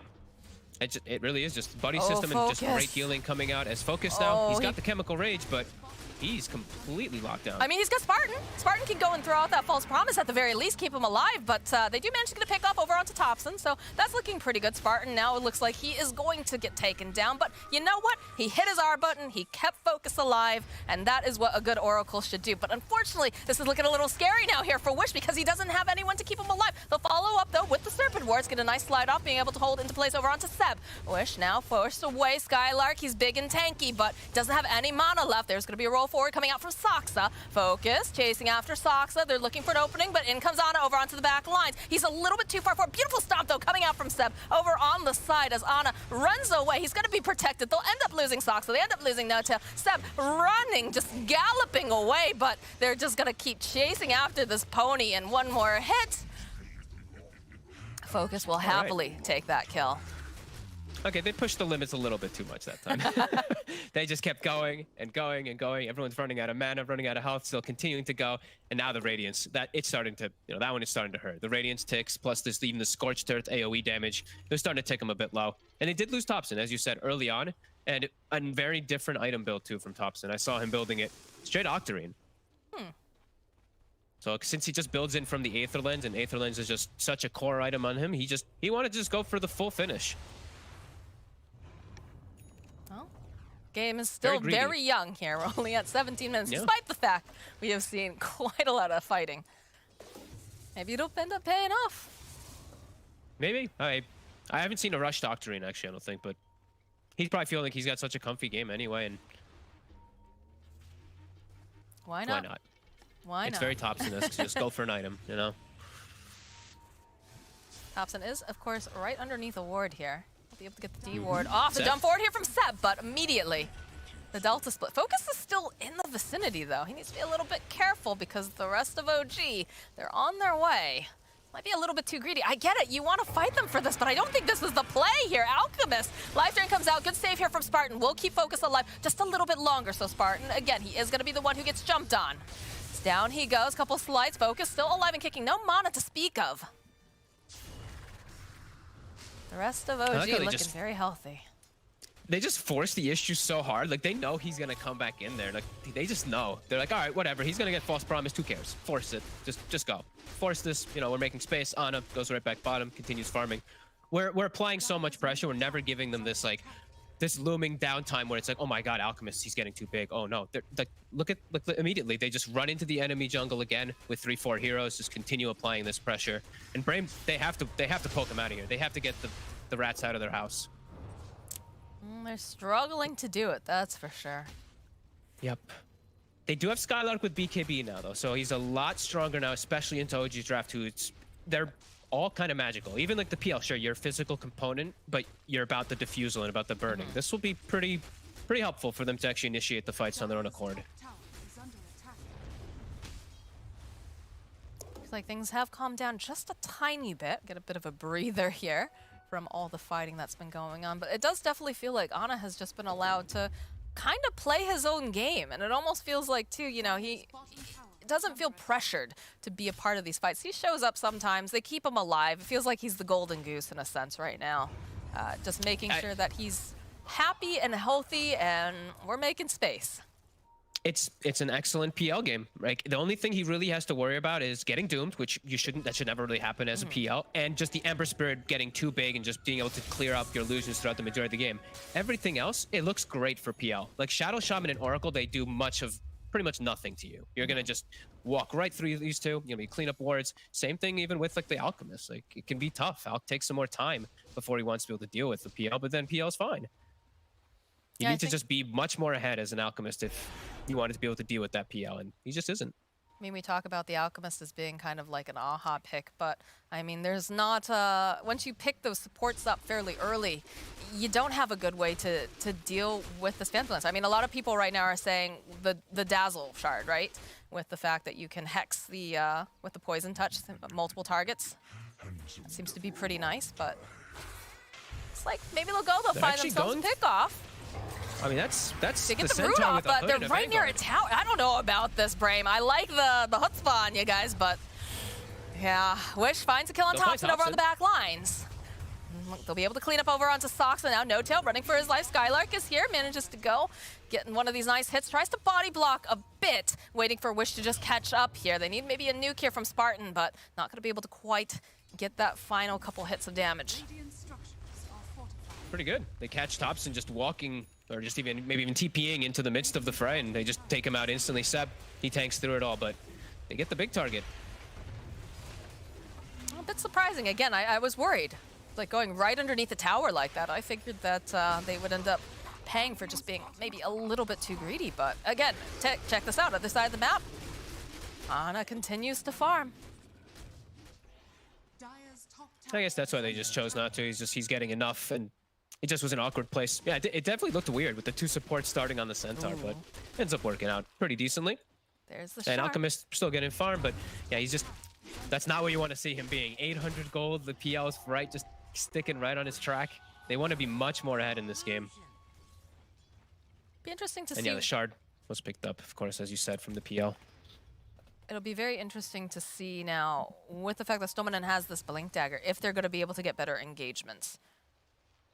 It's coming out over on the courier, I believe. Again, we talked about this. He loves playing Shadow Shaman. This guy is very, very aggressive. It's fun to watch, but the way that OG has been moving just as 5, it's very difficult.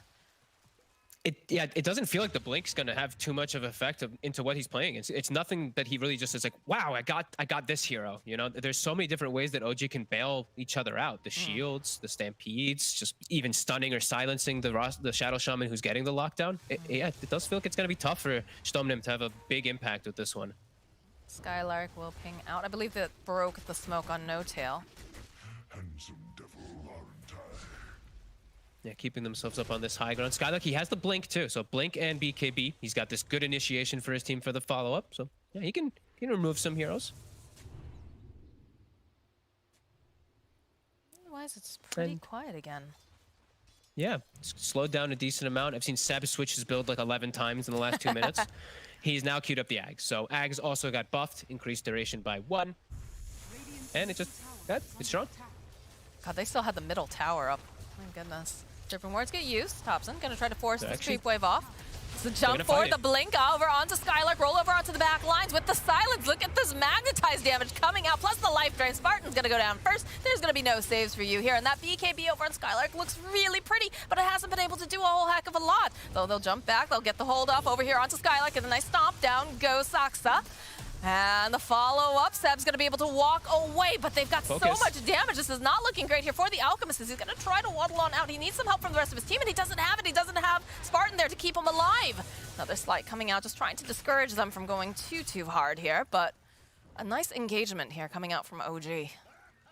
Oh, and surprising to see that Brame actually sets himself up for this mid tower. They actually showed everybody. I mean, I think we'll probably see that one in a quick replay if we do have it. They showed all of their heroes. So Saksa just had he had to pick a litter. He got to choose exactly which target he goes on, connects on everybody, gets onto the Oracle, gets a full magnetize on everyone, and Centaur, Seb, gets a nice little connection, and then Ana just wreaks havoc. And the Doom, it was used on Thompson, but there was no way that he was in positioning for anybody to actually get on him. They just reset the fight, and now there's gonna be an Aegis. So they're trying to slow it down, but can't quite fight into this. I mean, how do you even get in there? How do you make things happen? Crapify again. Spartan standing nearby, and they have the ward down. This Roche Skylark, though, jumping on in the middle. Are they gonna be able to do it? Radiant still goes down. And then that's gonna be Humble God grabbing up that Aegis. Stomp forward, coming after Spartan. Down he goes. The rest of the side of Team Brave just running away. The roll forward, they'll get the Hex off. Focus, running, wants to get back into his base as fast as possible, wants nothing to do with the rest of this fight. He does end up stunning himself, but he's safely into the base. But you know who's not is going to be, of course, Dominan.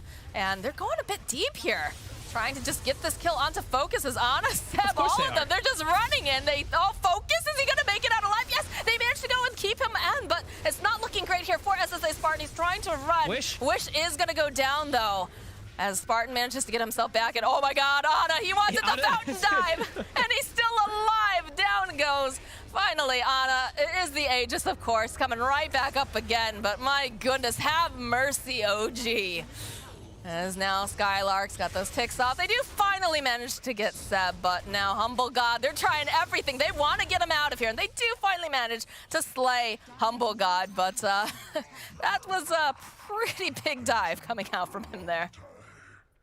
It forced 3 buybacks somehow. Like, it's a little clowny, but all right. A little? OG. A little clowny diving all the way into the fountain to try to get this Alchemist. Hey, some of the kills were value to dive, but once he goes into the fountain, no longer. As OG, just having fun here too.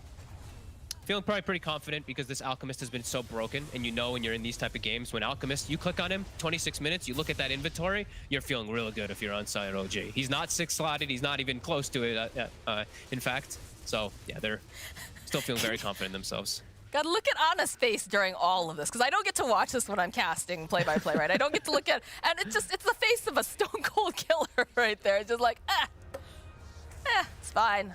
All right, maybe when, Ana never makes any reaction, right? Just like, oh no, I died.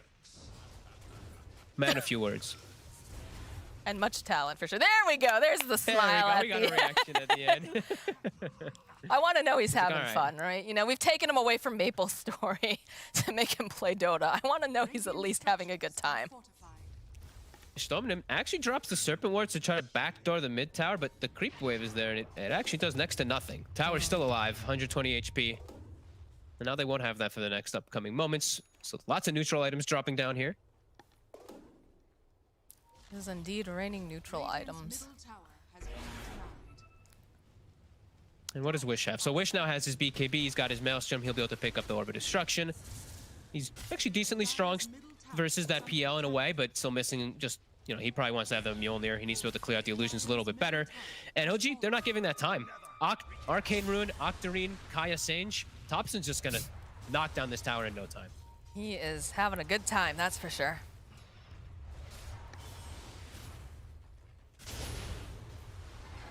And my god, look at this damage. 2.2 second cooldown. They gotta slow it down.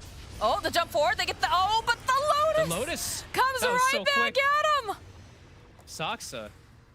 I'm surprised he even has a Lotus. It's so early. Oh, okay, he has a Philly, that's why. Well, he has such a quick Lotus Orb. I don't think they expected that at all. And now, no Doom, and he also had a Kaya Sange, so, you know, that nice little status resist will make the Doom disappear even faster, and now they go to her top. Oh, that feels... And now no Doom, no Serpent Wards. Fight's not gonna be easy. Spartan has to be so careful with his positioning here. He's going to be so necessary to try to keep focus. Or Wish alive. Like, who do you prioritize here? Down forward, though, here from Stomina. Manages to go to get the Hex off. Another Lotus coming out. Silence and the Disarm over here onto the Alchemist. Life drain, but he's still resetting very quickly. As there's no mana left for this guy at all. Disarm again. Yeah, they have to be quite cautious, especially on Skylark. Just a couple pokes on him and he's like out of mana. We see Ana just always sending those illusions in on anybody he sees to just trickle away that mana. And they will commit onto this melee Rex.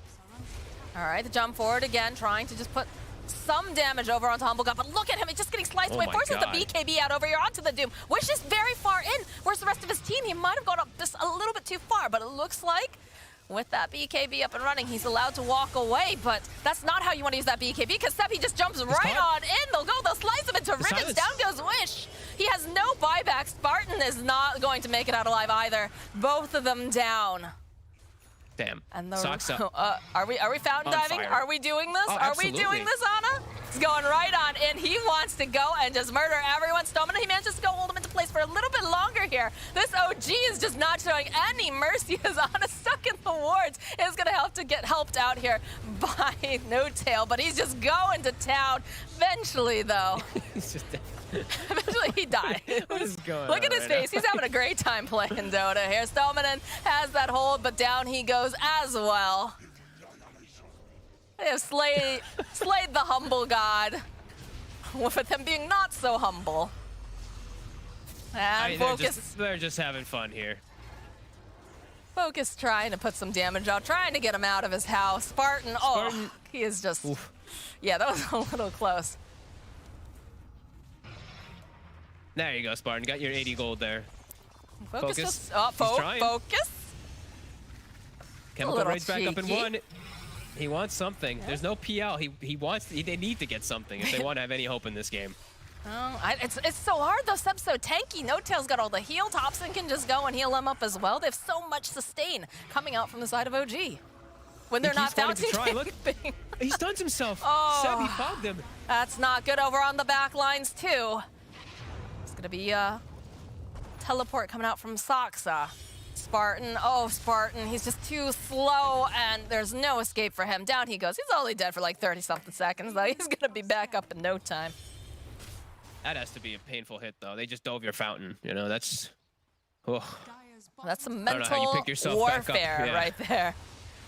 Yeah, that was pretty brutal. And I mean, little things in this fight, like Sox is just doing God's work. Just these silences are so clutch every single time. Seb, he's far forward, but immediately covered. The shields, the heals, the Lotus. Yeah, No Tail's not worried at all, and in comes the Humble God again. He's just gonna burn through all of Wish's mana. The roll forward, and they get the Disarm off, and the Decrepify will be able to go take down Stamina. Wish is next to fall, and they do manage to get the Doom off, but it doesn't do a whole heck of a lot. There's so many ways to keep this little guy alive and kicking, although Focus is trying the best he can. All right, they do finally slay Thompson.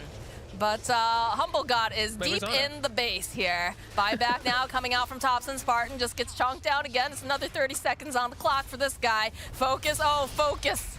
He's trying to get himself back into this fountain. Will they go for a fountain dive again? Yep. Yeah, I don't know why I even bothered asking that question. They're just going right after Focus. They get the stomp off over onto the slides coming out from both the Centaur and, of course, the Doom. Ana, he wants this kill and is going to be able to grab it. The buyback, though, immediately. They're really angry. They don't like this. They don't like the fact that this Phantom Lancer has been allowed to basically take a poop in their own fountain. Pretty much. And look at Thompson. He's like, all right, you guys do that. Make the space. I'm taking buildings. You know, I'm an Octarine Pugna. My God, OG. Showing really no mercy in this game and just showing a real understanding of how much they just destroyed the draft, really, right? Like, even this Alchemist, sure, he was still decently farmed, but the way that they just made it look like they were just nothing. I love how the game's not even over yet, Fog. You're like, man, look at this beautiful draft. And look at the way, they do manage to kill No Tail, so that is one of their saves down. Thompson does have to be a little bit careful here because they're hot on his heels, and he doesn't have a No Tail to keep him alive. He's going to try to go for the life drain again, but in comes Focus. This could be a dead Thompson again. In fact, yes, it is. They went just perhaps a little bit too far, but Ana over here chasing after this Oracle gets himself yet another kill, turns his attention now over to Stallman, and he's going to try to get this kill on Focus. They're trying to give him a rampage. I'm pretty sure of it right now, Vog, as they just keep running and chasing. And they're going right back into the fountain yet again. They're trying to help him out at this point. As Wish again. Wish is just gonna die. Oh, that was loud. Seb goes down for that. Wish he's still alive, my friend. Wish survived. He's gonna die fairly soon, I have a feeling, but you know, he made it out the first time. Now, all right, down goes Wish. Focus, running back into the fountain. Look at the tips coming out. The Humble God is back. Look at him. Show mercy. On a PL, ladies and gentlemen. And it got buffed. God bless. Welcome to the show. God bless. Spartan's got himself a Ghost Scepter now. He wants nothing to do with this. Sox, they doomed him. He's going down. All right. He's finally gonna die. But how long was that fight? I'm pretty sure they started the fight, and then Ana actually just ran back down mid to be a part of it again. I mean, holy moly, right? Like, this is just them fountain diving. Look at the wards. They have the fountain diving wards even set up just at the ready. Just, my God. Is there a Roche spawn? Like, we need to get something in favor for Brame here, please. Roche, 20 seconds. They might be able to actually do this with this because they have Solar Crest. They've got Acid Spray. Might be able to get it in time before that PL is up, and they're gonna go out and get some bounty runes. Double bounty rune, even a triple. OG hasn't been on the left side of the map in that long. Yeah, that's because they set up camp in the Dyer's base. They've moved on. It was a new life over the mountains.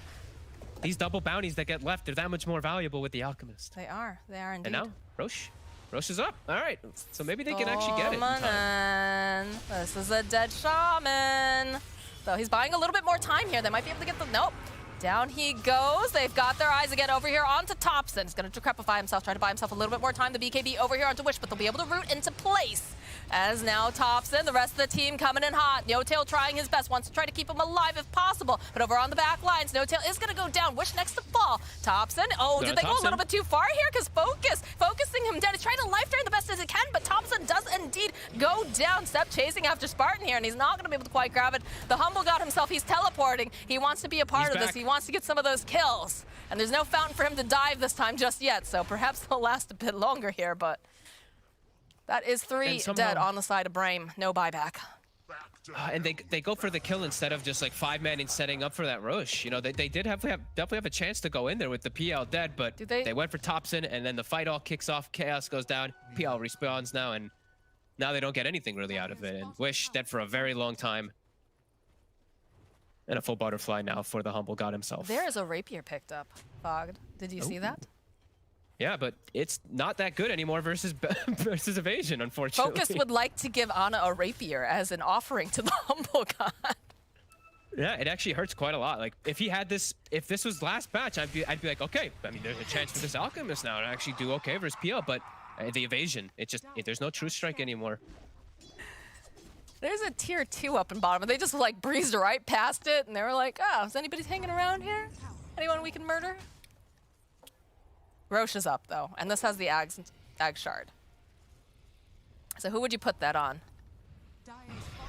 The shard, I want Seb to actually get it. I love the Centaur Shard, personally, but I think they're probably just going to give it to the Abaddon because the shields are just so impactful this game, and it lowers the cooldown.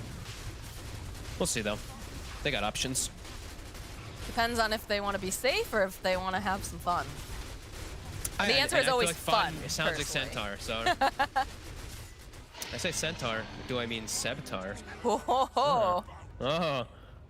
I've been playing with Lacoste too much. It's better than my friends. They call him Centaur Warrunner, so. Centaur took the shard. All right, let's watch how much health he can get. As people don't know, it refreshes. Every time you use it, it gives you 15% strength, and it slows your enemies by 25%. So you actually get to a point where you're like a 10,000 HP beast if you do get the 5 stacks up. It's pretty crazy. That's horrifying sounding. Yeah, it's pretty cool, actually. I saw it a couple times now in some pubs. This Humble God with the Aegis and the cheese onto the high ground. The question is, does Humble God want to actually finish the game, or does he want to keep farming up, heroes? He got the tower. Now it's time to go. Now he's just chasing after Spartan. He's like, all right, there's not going to be any of these saves going on. Down you go. There's no buyback on him. Go for the Stampede. He's running right into the fountain yet again. He wants Dominan. And he's got all the illusions. It's a good stun, though, here coming out from Focus. You have to remember, he does have a rapier. So that is going to be the Aegis going down. They've got ways to lock him down. They have to be quick about it. Nice silence, though, coming out from Soxa. Buys a little bit more time. Ana gets dominant again. Should be able to go clean up Wish. And he's like, I see there's a rapier here. I would like that, but, you know, we'll focus over here onto Wish. Does have to be careful. Nice stop coming out from Seth. And then follow up with Soxa. Down goes Stoneman. They want this. They want to get as many kills as they can get here. Wish trying to run away. Can't run very far because it is, of course, his own fountain. Meanwhile, but the creeps are just winning the game for them while all of this is going down. The GG gets called. Humble God, have mercy as OG. They're looking real nice now with Ana back on the squad. Oh my God, yeah, that was something. They hit a timing. They never gave Brame really any hope in this game. It did feel like after what, the 15-minute mark, it was just OG. No mercy. The typical OG just diving all the way into the enemy high ground, diving into the enemy triangle with very little vision and just controlling the triangle. It was 15 minutes and they were literally playing behind the tier 2s in that triangle for such a long time. This is just OG in a nutshell and just really confident with these heroes, and yeah, they're on a PL. PL's been buffed.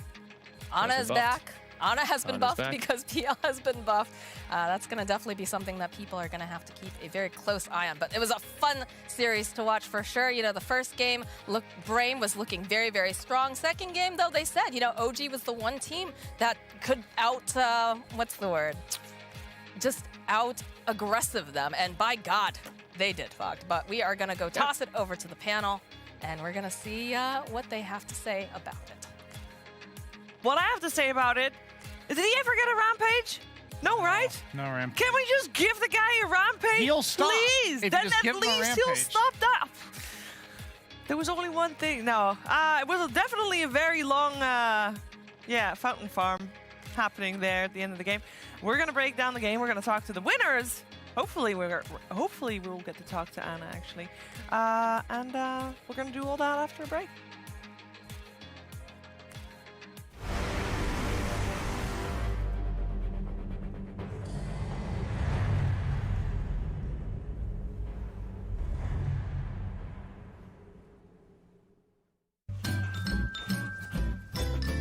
You ready? Huh? Hey, he's a good boy, huh? You ready? Huh?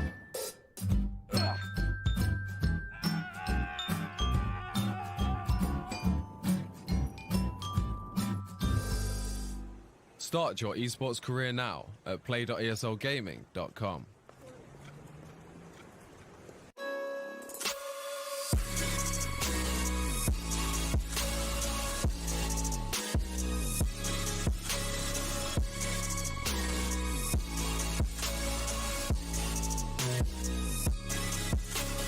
You love it?